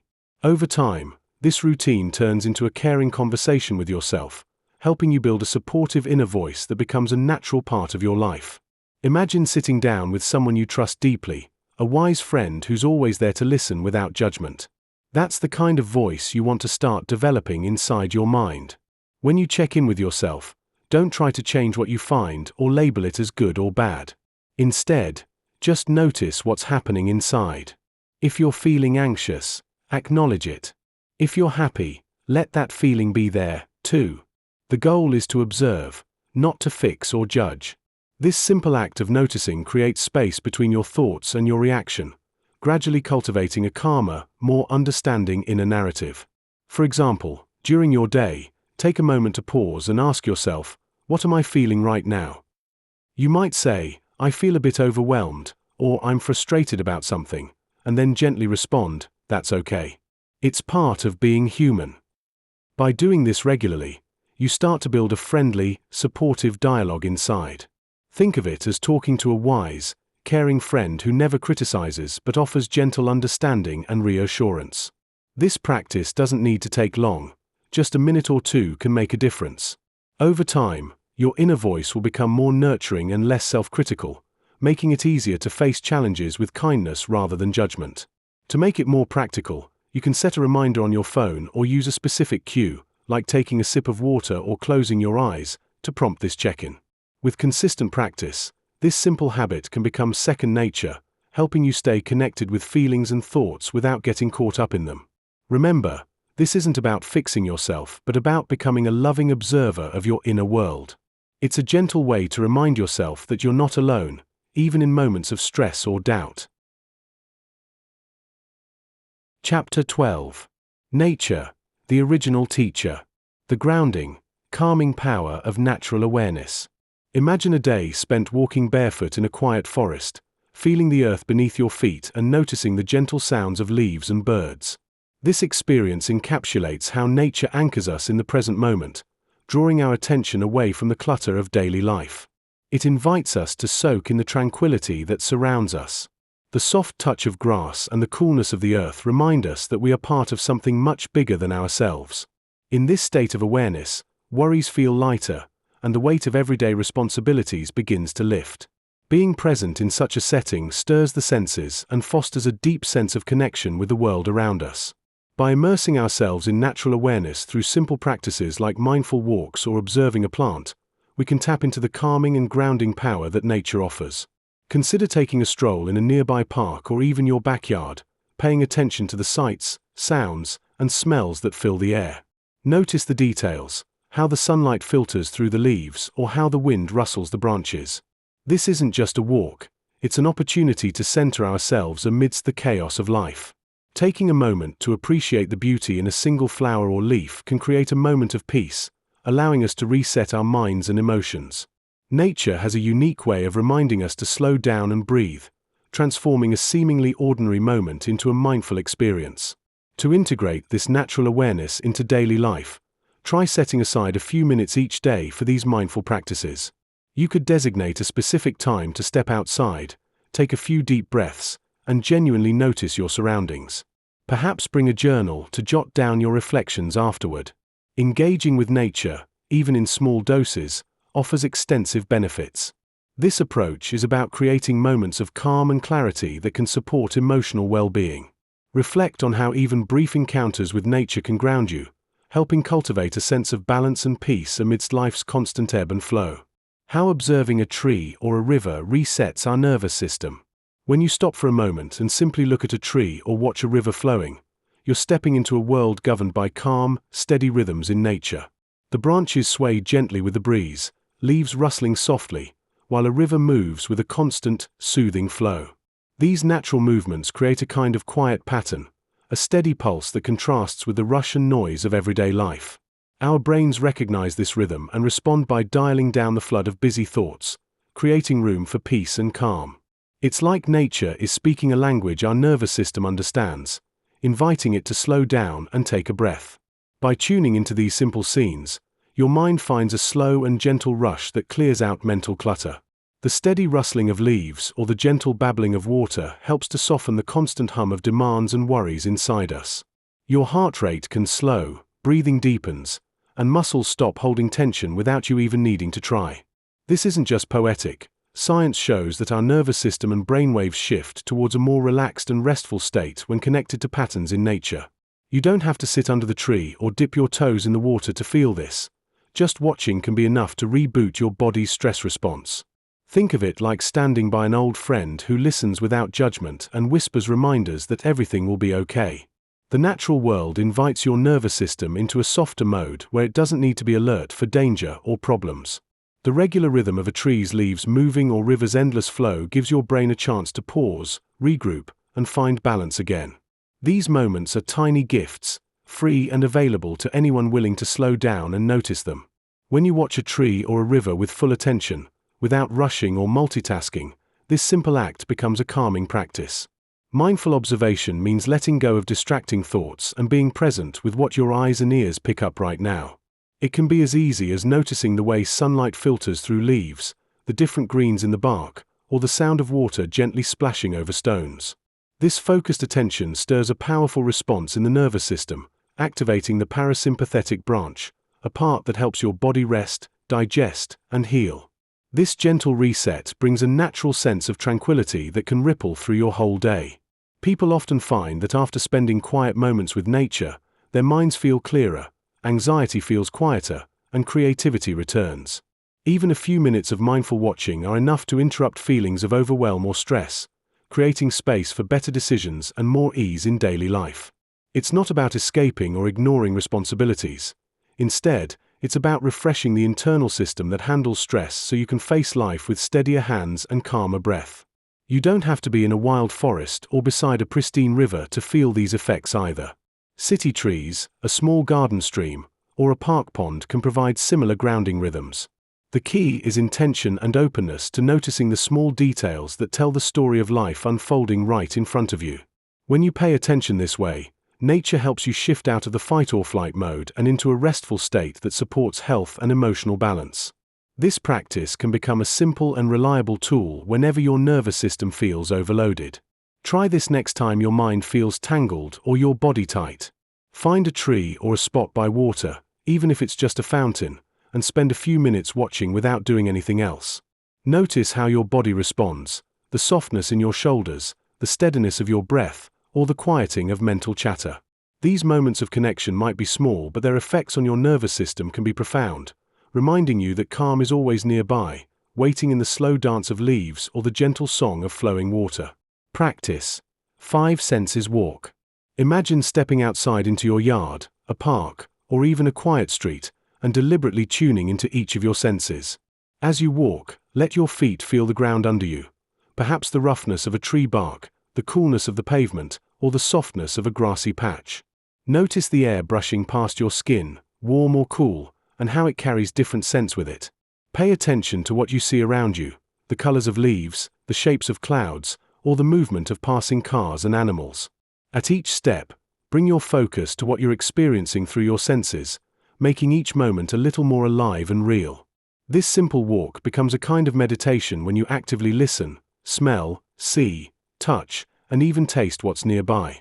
For example, you might notice the faint smell of blooming flowers, the texture of a textured wall, the distant hum of a lawnmower, or the taste of fresh air if you take a deep breath. The key is to slow down your usual rush, giving yourself space to notice tiny details you might normally overlook. When your mind drifts elsewhere, gently bring your attention back to what's happening through your senses. This practice not only grounds you in the present but also helps you appreciate the richness of everyday moments, making life feel more full and vivid. Taking this walk often or even just occasionally can boost your awareness and deepen your connection to the world around you. Try to keep your focus on one sense at a time. Perhaps start with sight, then move to sound, touch, smell, and taste, so each feeling gets its proper attention. For instance, carry a small notebook or your phone to jot down what you notice with each sense. Notice the color of a flower, the sound of birds, the textures of a tree branch, the scent of coffee brewing nearby, or the flavor of a mint leaf if you find one. Over time, this practice can become a natural way to slow down, relax, and rediscover the simple joys of being present. Reflecting on your experience afterward can deepen its benefits. Sit down with a journal or just pause for a moment to think about what stood out. Did you notice new smells or sounds? Were there textures or visuals that caught your eye? How did it feel physically and emotionally to slow down and really experience your surroundings? Perhaps you realized how often your mind races or how little you actually pay attention to what's right outside your door. Recognizing these details can shift your perspective, helping you find more moments of peace and gratitude throughout your day. A helpful tip is to pick a specific time, maybe a morning walk or an evening stroll, and do this practice regularly. Even 5 or 10 minutes can make a difference. You don't need special equipment or a perfect setting. It's about being curious and open. Let yourself enjoy the details, the little stories each of your senses can tell. This kind of mindful walk isn't about doing it right, but simply about welcoming your senses and allowing yourself to experience life more fully. Over time, you might even begin to notice how this awareness influences your mood, patience, and ability to stay present in daily moments. Chapter 13. The Silence Between Notes. Learning to value pauses, emptiness, and stillness. A talented musician named Elena spent most of her life enveloped in music, practicing every day, performing at gigs, and pushing the boundaries of her craft. She knew every note of her favorite songs, but there was something she often overlooked: the pauses. It happened one evening during a performance at an intimate jazz club. As she played a complex piece, she noticed her audience was leaning forward in their seats, hanging on to every sound. But when she stopped playing for just a moment, allowing pure silence to fill the air, it was as if the room took a deep breath together. The stillness gave the music a new dimension, and she felt a rush of connection with her listeners. It was in that pause that they truly felt the weight of the notes she played. They weren't just following a melody, they were experiencing the music. That brief silence became a powerful reminder that life's pauses can be just as meaningful as the actions that fill our days. Why clarity often arises in the quiet moments. Quiet moments feel like empty spaces, but they are actually packed with possibilities. When the noise of everyday life fades, our minds can breathe and settle. Imagine standing at the edge of a lake early in the morning when the water is still. The surface reflects everything with crisp precision because nothing disturbs it. That stillness invites a clarity that is nearly impossible to achieve when things are loud and rushing. In the same way, when our minds find silence, ideas and insights reflect vividly, helping us see what was hidden in the clutter of busy thoughts. Our brains are constantly processing countless pieces of information every second: tweets, emails, conversations, reminders. This flood often blurs our focus, making it hard to figure out what truly matters. Quiet moments create a pause, giving our thoughts room to organize themselves naturally. It's in these pauses that answers appear, not because we push them out, but because the mind uncluttered enough for them to emerge. Some of the clearest thoughts come just as we are about to fall asleep or while sitting in a quiet park, away from distractions. These moments are like secret workshops where our brain pieces together solutions and gently sheds confusion. When we finally resist the pull of constant stimulation, our minds start to notice patterns and connections overlooked before. For example, a person stuck on a difficult decision might feel overwhelmed by options. But after some quiet reflection, maybe during a slow walk or sitting peacefully with a cup of tea, the seemingly tangled problem can dissolve into simplicity. The quiet doesn't solve things by itself but invites perspective and calm, which are essential for thoughtful clarity. This process is familiar to anyone who's experienced a sudden aha moment in the middle of a gentle, unhurried pause. Bringing quiet into a hectic life sounds easier than it is. Most days, silence feels like a luxury we don't have the time for, buried under responsibilities and endless to-dos. But small, intentional moments of quiet can be the best investments we make for clear thinking. It could be as simple as turning off the phone for 5 minutes, sitting outside without distractions, or closing your eyes and focusing on breathing. These tiny pockets of calm add up. They train the mind to slow down, notice details, and welcome insights without pressure. Another way to embrace silence is by creating routines that prioritize it. For instance, starting the day with a few minutes of quiet reflection instead of rushing into emails or news can set a calm tone. This doesn't require meditation apps or special settings. It can be as simple as sitting calmly with your breakfast or stepping outside for fresh air. Over time, these quiet practices create fertile ground where your thoughts can grow clearer and sharper. You might notice that decisions come easier, stress feels lighter, and creativity begins to flow. Even in noisy environments, we can find moments of quiet by tuning inward. This means learning to listen to your own inner voice amid external distractions. For example, during a hectic commute, closing your eyes briefly and focusing on your breath can create a tiny oasis of peace. Or during a lunch break, stepping away from screens to simply observe your surroundings in silence allows your brain to reset. These little pauses shape a habit of finding calm in chaos, making clarity more accessible throughout the day. The key is persistence in seeking those moments, even if they seem small or fleeting at first. If you want to invite more clarity through silence, try this simple exercise. Find a comfortable spot, close your eyes gently, and breathe slowly. Let your thoughts come and go without chasing them or pushing them away. Notice what surfaces naturally when your mind isn't rushing. Sometimes, just 20 seconds of quiet focus can help untangle confusion or spark a fresh idea. When your next problem feels overwhelming, remember that stepping back into quiet might bring the clarity you need in the most unexpected way. Practice silent 5 minutes before meals. Imagine the hustle and bustle of everyday life, with thoughts racing and noise filling the air. Now, picture intentionally pausing for just a few moments before you sit down to eat. This brief pause is more than just taking a breath. It's an opportunity to slow down and tune into yourself. In those silent minutes, your mind can shift from distraction to awareness, helping you become fully present with your food and your body. It's a small act, but one that can transform mealtime into a moment of mindfulness, an oasis of calm amid busy days. Often, we find ourselves rushing through meals, eating without truly noticing. We might be distracted by screens, conversations, or worries, missing the chance to enjoy what's on our plate. A 5-minute quiet time creates space to recognize hunger sensations, smell the aroma of food, and feel gratitude for the nourishment. It's like giving your mind a gentle reset, a moment to reconnect with the simple act of eating. For many, this habit can lead to better digestion, more satisfaction from smaller portions, and a sense of grounding that lingers well after the meal ends. This practice doesn't have to be complicated or formal. It's about creating a small ritual, perhaps a moment of gratitude or just a silent breath that signals it's time to pause. Think of it as pressing a pause button on your day. When you do this regularly, it acts like a gentle reminder to slow down and pay attention. Over time, these quiet moments become familiar, like greeting an old friend during your daily routine. They turn meal times into a cherished pause, an intentional ceremony of being present rather than rushing through reality. Setting aside 5 minutes for silence before eating doesn't require fancy tools or a special place, just a small stretch of time where you can sit comfortably, undisturbed. Begin by finding a quiet spot, maybe at the dining table, a corner of your kitchen, or even outside if weather allows. Close your eyes or soften your gaze, and start taking slow, attentive breaths. Don't try to clear your mind of all thoughts. Instead, notice whatever comes up without judgment, from the buzzing in your ears to the sensation of air moving in and out.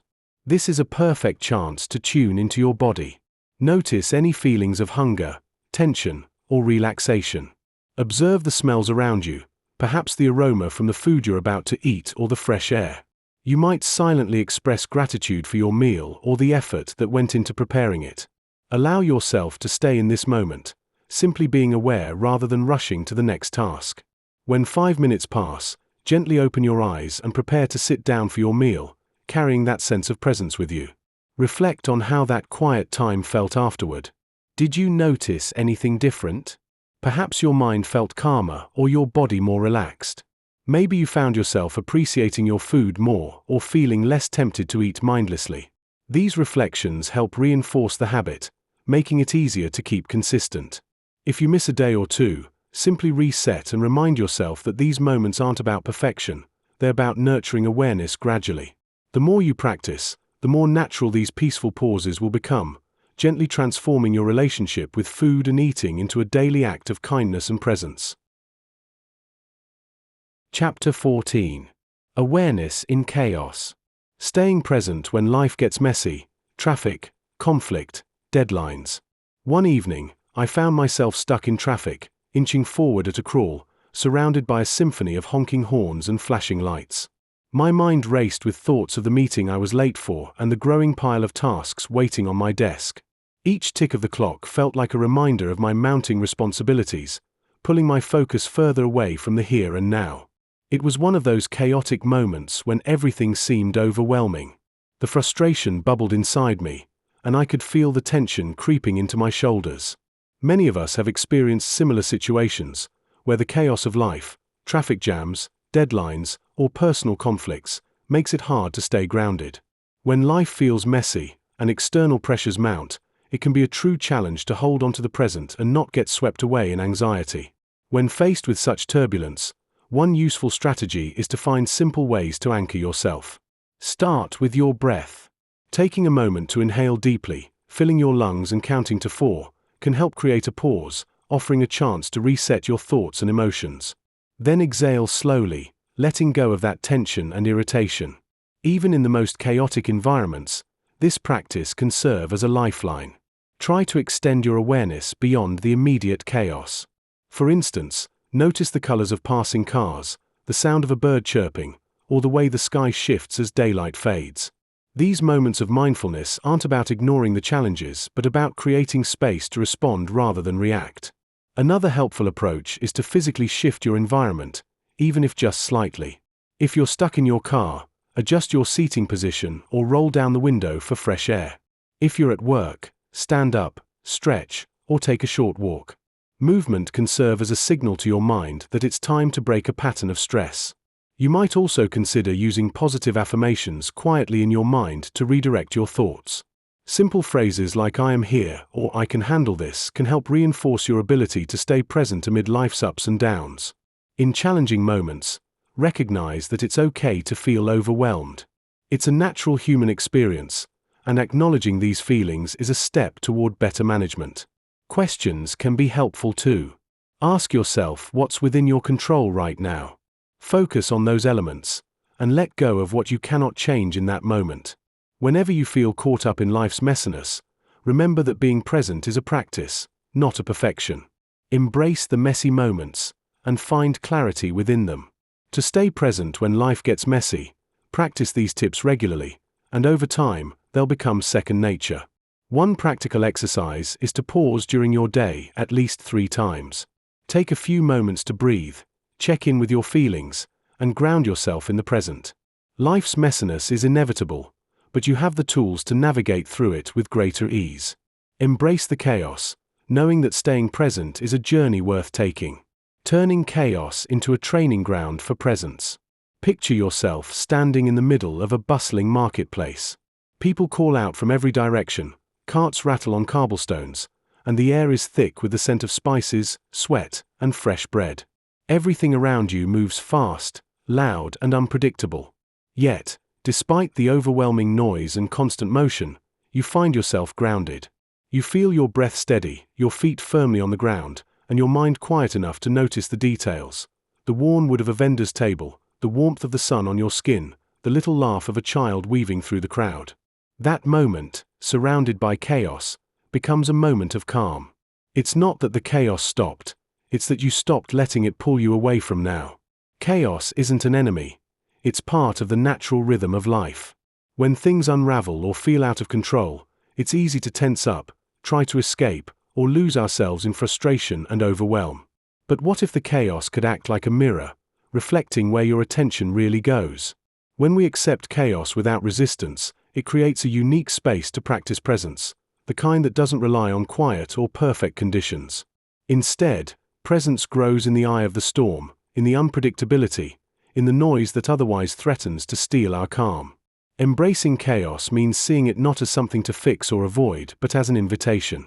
For example, when your day spins out of your control, missed deadlines, unexpected traffic, or a sudden argument, there's the choice to snap into autopilot, stress, and reactivity, or to press pause and notice what's actually happening inside. Slow your breath down with each interruption.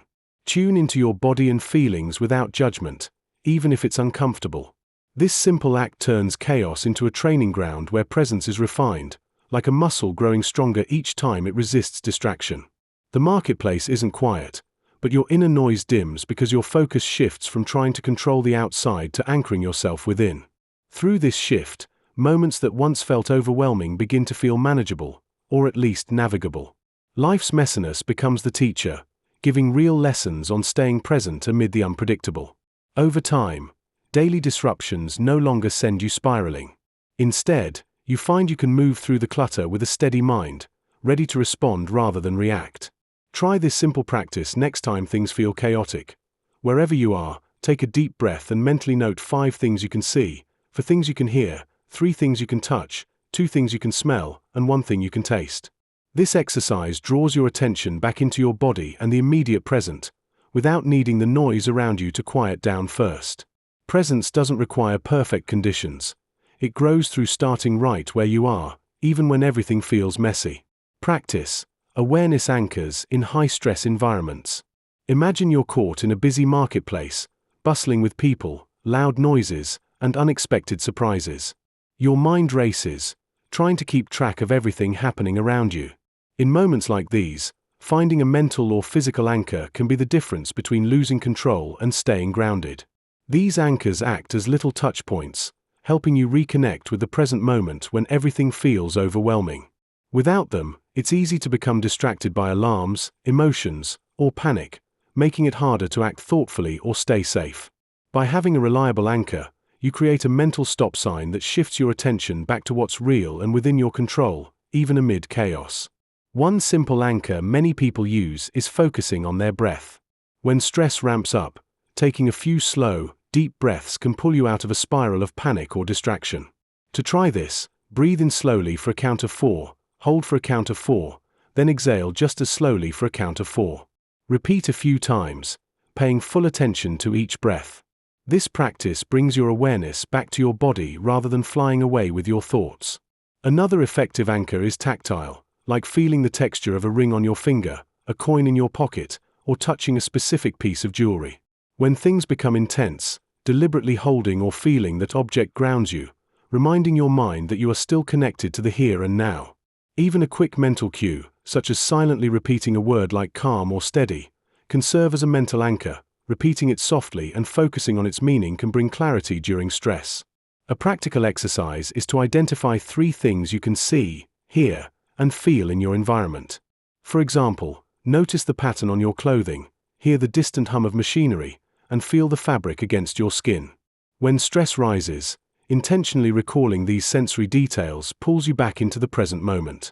You don't need any special tools, just a moment of awareness to reconnect. Practicing these anchors regularly, even when you are not in a crisis, helps make them second nature. Over time, your mind will automatically latch onto these stabilizing points when chaos begins to unfold. Another handy tip is developing a personal mantra or phrase. It could be something like "stay focused" or "keep steady."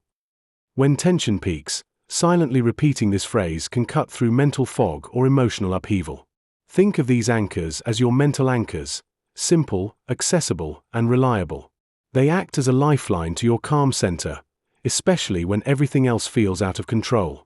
Whether it's your breath, a physical object, sensory awareness, or a phrase, choosing a few anchors that resonate with you makes it easier to regain composure quickly. The key is consistency. Practicing them in calm moments ensures you can rely on them confidently when stress hits home. Chapter 15. Living as Awareness. Awareness not as a technique, but as a way of being. Awareness is often perceived as a skill to be mastered, a technique to be practiced. Yet, this view can create a sense of pressure and distance from the essence of what awareness truly is. Imagine a time you felt completely absorbed in a moment, perhaps during a walk in nature, when the crisp air filled your lungs, or while sharing a heartfelt laugh with a friend. These instances reflect a natural form of awareness that doesn't require effort or training. They simply arise when we are present in our lives. Shifting our mindset to view awareness as a state of being rather than a duty can transform our daily existence into something more meaningful. One way to embrace this shift is by recognizing how often we allow our minds to wander, trapped in the loop of past regrets and future worries. By gently redirecting our focus to the present, noticing the textures we touch, the sounds we hear, or the faces we see, we can begin to cultivate a more fluid sense of awareness. This isn't about achieving a constant state of mindfulness, but rather fostering moments where we can be fully present without effort. Like a tree standing tall, rooted in the earth, we can learn to simply be and allow ourselves to flow with the natural rhythm of life. Integrating awareness as a natural part of our lives can be a gentle and playful journey. Instead of striving for an unattainable ideal, we can focus on small, joyful moments that resonate with our life experiences. This might look like taking a few seconds to notice the taste of your morning coffee or being mindful of the texture of the food you're eating. These small acts, repeated daily, create a foundation of awareness that permeates all aspects of life. Try setting aside specific times for awareness checkpoints throughout your day. Rather than approaching them as tasks, think of them as light-hearted invitations to reconnect with yourself. Another practice could involve embracing your surroundings. During your daily commute or errands, take the opportunity to notice the details around you, the color of a building, the way the light reflects off a window, or the laughter of children playing. Making a habit of observing these small wonders can shift your awareness from the confines of your mind to the richness of your environment, inviting a sense of calm and contentment. Ask yourself questions as you engage in these moments. What emotions arise in you? How does your body feel? Gradually, these practices will cultivate a genuine sense of being, where awareness isn't something you do but something you are. Incorporating simple reminders into your daily routine can also help keep awareness alive. Consider placing sticky notes at your desk or around your home with quotes or words that inspire presence. Each time you see one, take a moment to breathe, notice your surroundings, and sink into the now. Over time, these small nudges encourage a more effortless, integrated way of living, making awareness an intrinsic part of your days. When you approach awareness this way, you begin to notice how much more vibrant and satisfying life can be. Embrace it with an open heart, and let it gently guide you towards a deeper connection with yourself and the world. Integrating presence into identity, becoming the observer and participant. Imagine sitting quietly in a busy park, watching people pass by. You're aware of their steps, gestures, and conversations, yet you don't join in. Instead, you simply observe the sounds, the colors, the movements, all without judgment or interference. This quiet awareness can feel like being outside your own experience, watching life unfold. Now imagine blending that observer's calm attentiveness with full involvement in what's happening around you. Instead of separating who you are, you become both the curious watcher and the active player in your story. This blending is what it means to integrate presence into your identity. When we start weaving awareness into the fabric of who we are, something shifts. We stop being caught up in every thought or emotion as if they define us. Instead, we begin to notice them as passing experiences, like clouds drifting across the sky. This simple shift opens space between what's happening inside and our sense of self. That space invites curiosity. We become keen to understand our reactions without being swept away by them. Our identity expands, no longer limited to the roles we play or the feelings we have, but including the calm, steady presence that watches it all. It's like adding a new dimension to your sense of self, where presence becomes a living part of your identity, not just an occasional state you slip into during meditation or quiet moments. Living this way turns everyday moments into opportunities for both observation and participation. At work, you might catch yourself noticing tension rising before joining a difficult conversation, choosing to stay grounded instead of reactive. With friends, you become aware of your own feelings and theirs, responding with more openness and connection. Even routine tasks like washing dishes or walking through the city become immersive experiences where you're fully present yet gently aware of each passing thought. This blending is not about withdrawing or dissociating. It's about embracing life with eyes wide open, fully alive and curious. When presence becomes part of your identity, life stops feeling like a series of automatic reactions and becomes a dance between attention and action. It can take practice to slip smoothly between observing your thoughts and feelings and diving fully into your actions and relationships. At first, it may seem like these two ways of being are at odds, either you're lost inside your head or caught up in the moment. Yet the real skill lies in flowing back and forth without getting stuck in one place. For example, when tension, worry, or excitement arise, rather than trying to push them away or getting swept up, you simply notice them as if you are watching a movie. This is not detaching or becoming indifferent. It's gently acknowledging what's present without losing your center. From that place of calm observation, you can return to your experience with fresh clarity and choice. This movement between observing and participating can deepen your relationships as well. When someone is speaking, you might notice the urge to interrupt or judge, but instead, you settle into listening with an open heart and clear mind. Then, you respond not just habitually but thoughtfully, fully present with your words and body language. This doesn't mean you become passive or distant. On the contrary, you are more engaged because your actions come from a place of awareness rather than distraction or reactivity. You become someone who listens and acts with intention. Practicing this balance invites a richer experience of life where you hold presence and participation as partners rather than opposites. One practical way to develop this is to check in with yourself throughout the day. When you notice your mind racing or emotions bubbling up, take a brief pause. Shift into that observer state. Imagine stepping back just a little from the feeling or thought, and simply observe without judgment. Then, when you feel grounded, move back into participation, carrying that presence with you. Over time, this shifting becomes more natural, a dance you practice with ease. This habit lets you live fully awake, aware of your inner world while fully immersed in the outer one, blending the best of both.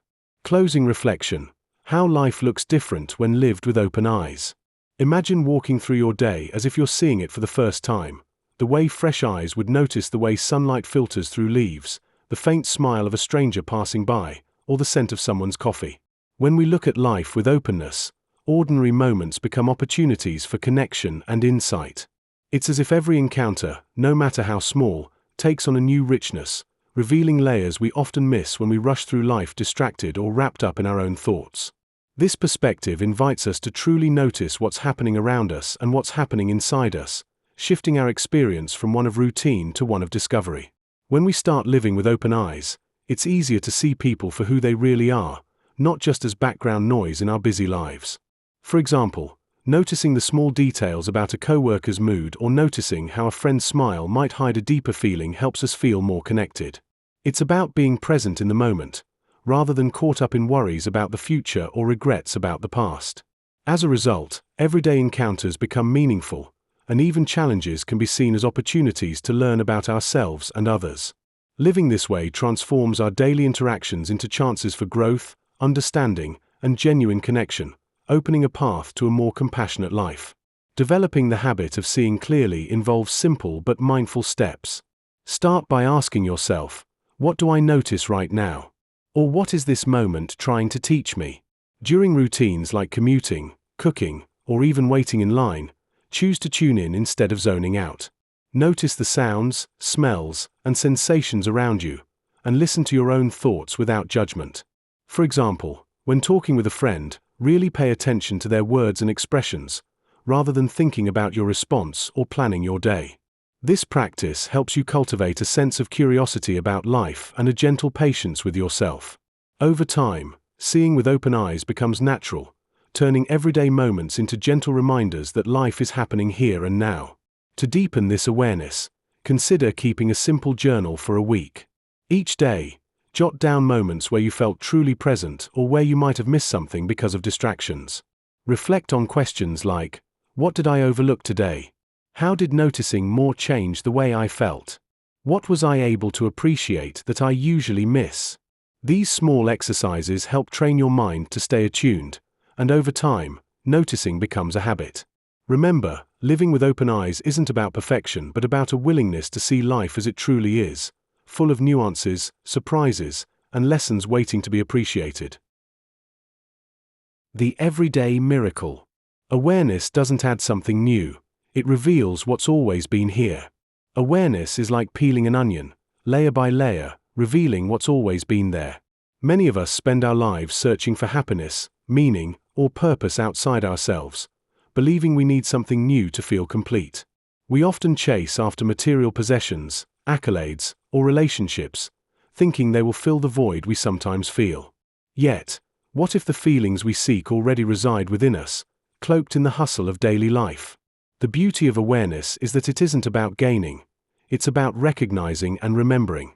It's looking beyond the noise and distractions, discovering parts of ourselves that we might have overlooked or forgotten. Think about a time when you were engaged in a simple pleasure, like watching a sunset or enjoying your favorite meal. In those moments, without distractions, you likely felt alive, present, and attuned to the world around you. Those sensations are not new experiences, they are intrinsic parts of our existence.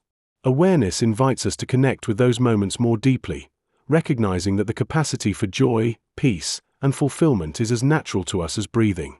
By shifting our focus inward, we can uncover layers of experience and understanding that have been there all along, waiting to be acknowledged. Imagining walking through a dense fog can help illustrate this point. Everything is blurred, and your surroundings seem distant. As awareness sharpens your vision, the fog lifts, revealing the beauty of your environment. Life is often similar. We get caught up in routines or worries that obscure our ability to appreciate everyday miracles. When we become aware of our thoughts and emotions, we can start to navigate life with clarity and intention. This clarity doesn't mean that problems will vanish, but our capacity to handle them grows when we see things as they truly are. You might consider journaling about your thoughts or experiences. Write down moments when you felt particularly aware or connected, kindling that understanding of your true self. Awareness becomes a practice that gradually transforms your daily experiences, changing how you see challenges and joys alike. Embrace this journey of returning to yourself. The miracles of everyday life will unfold in ways you never imagined. Invitation. Awareness as a lifelong companion. Imagine awareness as a quiet friend who's always with you, not shouting for attention but gently present through every moment of your day. It isn't something you have to chase or struggle to grasp. It's already there, woven into the fabric of your experience. Whether you're sipping your morning coffee, walking down the street, or sitting in traffic, awareness is a steady undercurrent that can deepen your connection to life. It's more than just noticing what's happening around you. It's the subtle art of tuning into your thoughts, feelings, and sensations without rushing or judging. This way of being becomes less about a special skill and more about an ongoing journey. It doesn't have a finish line or a destination because every moment offers something new to notice. Like dusting a window just enough so light can spill inside, awareness clears the fog around daily moments, helping them shine with more clarity and heart. Carrying awareness alongside you throughout life feels like inviting a gentle companion. It's not about adding another task to your to-do list, but about creating a soft habit that grows over years. This friend shows up when you pause to listen, when you breathe deeply, or simply when you pay attention to a familiar scene as if seeing it for the first time. Start small, maybe by noticing the feel of your feet on the ground or the rhythm of your breath before sleep. Little by little, these moments invite a richer connection to your sense of self and the world around you. Awareness becomes a kind of anchor amid the noise, helping you remember what matters and letting go of distractions. As you keep practicing, you might realize you're more patient with yourself and others, feeling less swept away by worries or old stories. It changes how your days feel, not by making everything perfect, but by making everything more real. Building a personal, lifelong relationship with awareness happens through small acts of kindness to yourself. It's not about reaching perfection or judging your thoughts, but noticing them with curiosity and warmth. Taking time for simple reflections, like pausing to ask, "What am I feeling right now?" or "What do I need at this moment?" invites a deeper dialogue within. You don't need fancy techniques or hours of meditation to begin. Sometimes, it's as easy as noticing the sensations in your body when you laugh or being mindful of how your chest rises and falls as you breathe after a stressful moment. These tiny invitations gradually open a space where growth can happen without pressure. Awareness shows up like a patient gardener, quietly tending to your inner landscape while you go about your day. Life's pace often pulls us away from the present, urging us to rush, worry, or multitask. But when awareness is treated as a gentle companion, it flips that pattern by offering space to slow down and be with what is. This isn't about forcing stillness or emptiness, but about welcoming whatever arises, even discomfort or doubt. Through this kind of attention, we nurture a steady rhythm of self-care and reflection. Instead of being caught in cycles of frustration or distraction, you begin to notice when your mind wanders or your energy dips. A simple action, like checking in with your breath when feeling overwhelmed, can bring you back to center.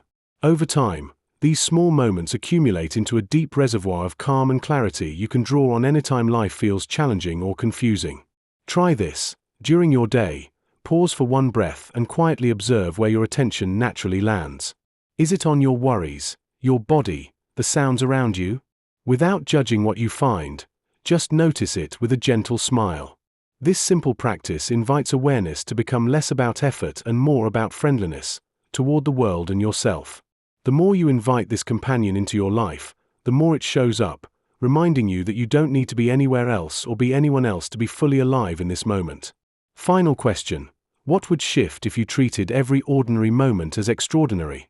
Imagine waking up and noticing the gentle warmth of sunlight filtering through your window, instead of rushing to get out the door. When you start viewing simple moments like these as extraordinary, your day begins to feel fuller. Suddenly, everyday routines become opportunities for tiny surprises, like the aroma of your morning coffee, the sound of birds outside, or the way a smile from a stranger can lift your mood. These small details, once ignored, start to stand out as reminders that life is made up of countless incredible moments, if only we take the time to see them. Shifting your perspective like this turns ordinary days into stories worth telling, filled with memories of genuine connection and wonder. When you change how you see things, even routine activities acquire more meaning. Folding laundry, an act of care for yourself. Walking to the store, an open invitation to observe the world around you. Washing dishes, a moment to feel gratitude for having food to eat. It's less about forcing your mind to notice and more about gently training your eye to recognize the magic hiding in plain sight. Over time, this shift becomes second nature, your world slowly filling with gratitude and curiosity. That gentle pause before you move on to the next thing can turn a mundane task into a meditation on life's simple yet profound pleasures. Practicing this view invites you to stop and really notice. Take a moment, even during busy days, to ask yourself what's extraordinary about what's happening right now. It could be the laughter that bubbles up unexpectedly, the way a loved one looks at you, or the way your feet feel on a sidewalk after a rain. Recognizing these moments doesn't mean ignoring life's difficulties, but rather choosing to focus on what adds richness to each day. Making this a habit can gradually reshape your entire outlook, one where joy isn't something you chase but something that blossoms all around you, every day. To begin noticing more, try dedicating a few minutes each day to reflection. Pick a time, perhaps during a walk or while sitting quietly, and think about 3 small things that made you smile or feel grateful. Write them down or simply hold on to the memory. Over time, you'll find your mind more naturally catches those moments as they happen. It's not about creating clichés of happiness, but about genuinely appreciating the small details, like the texture of your favorite sweater or the melody of a song that suddenly sounds new. This practice fosters a sense of wonder that turns everyday life from routine to remarkable. Small shifts like these can fill your days with meaning, one ordinary moment at a time. If you've made it this far, you've already practiced awareness. You've slowed down enough to sit, read, and reflect. That itself is no small thing. Awareness doesn't demand grand achievements or perfect discipline. It asks for something much simpler: your willingness to look, to notice, to be present, even for a moment. And the more you do, the more you'll see that life isn't waiting out there in some imagined future. It's happening now, in every breath, every conversation, every ordinary second that can suddenly feel extraordinary when you're awake to it. Thank you for walking through these pages with me. May awareness every day serve as both a reminder and a companion on your path. And may you find that the life you've been searching for was here all along, quietly waiting for you to notice.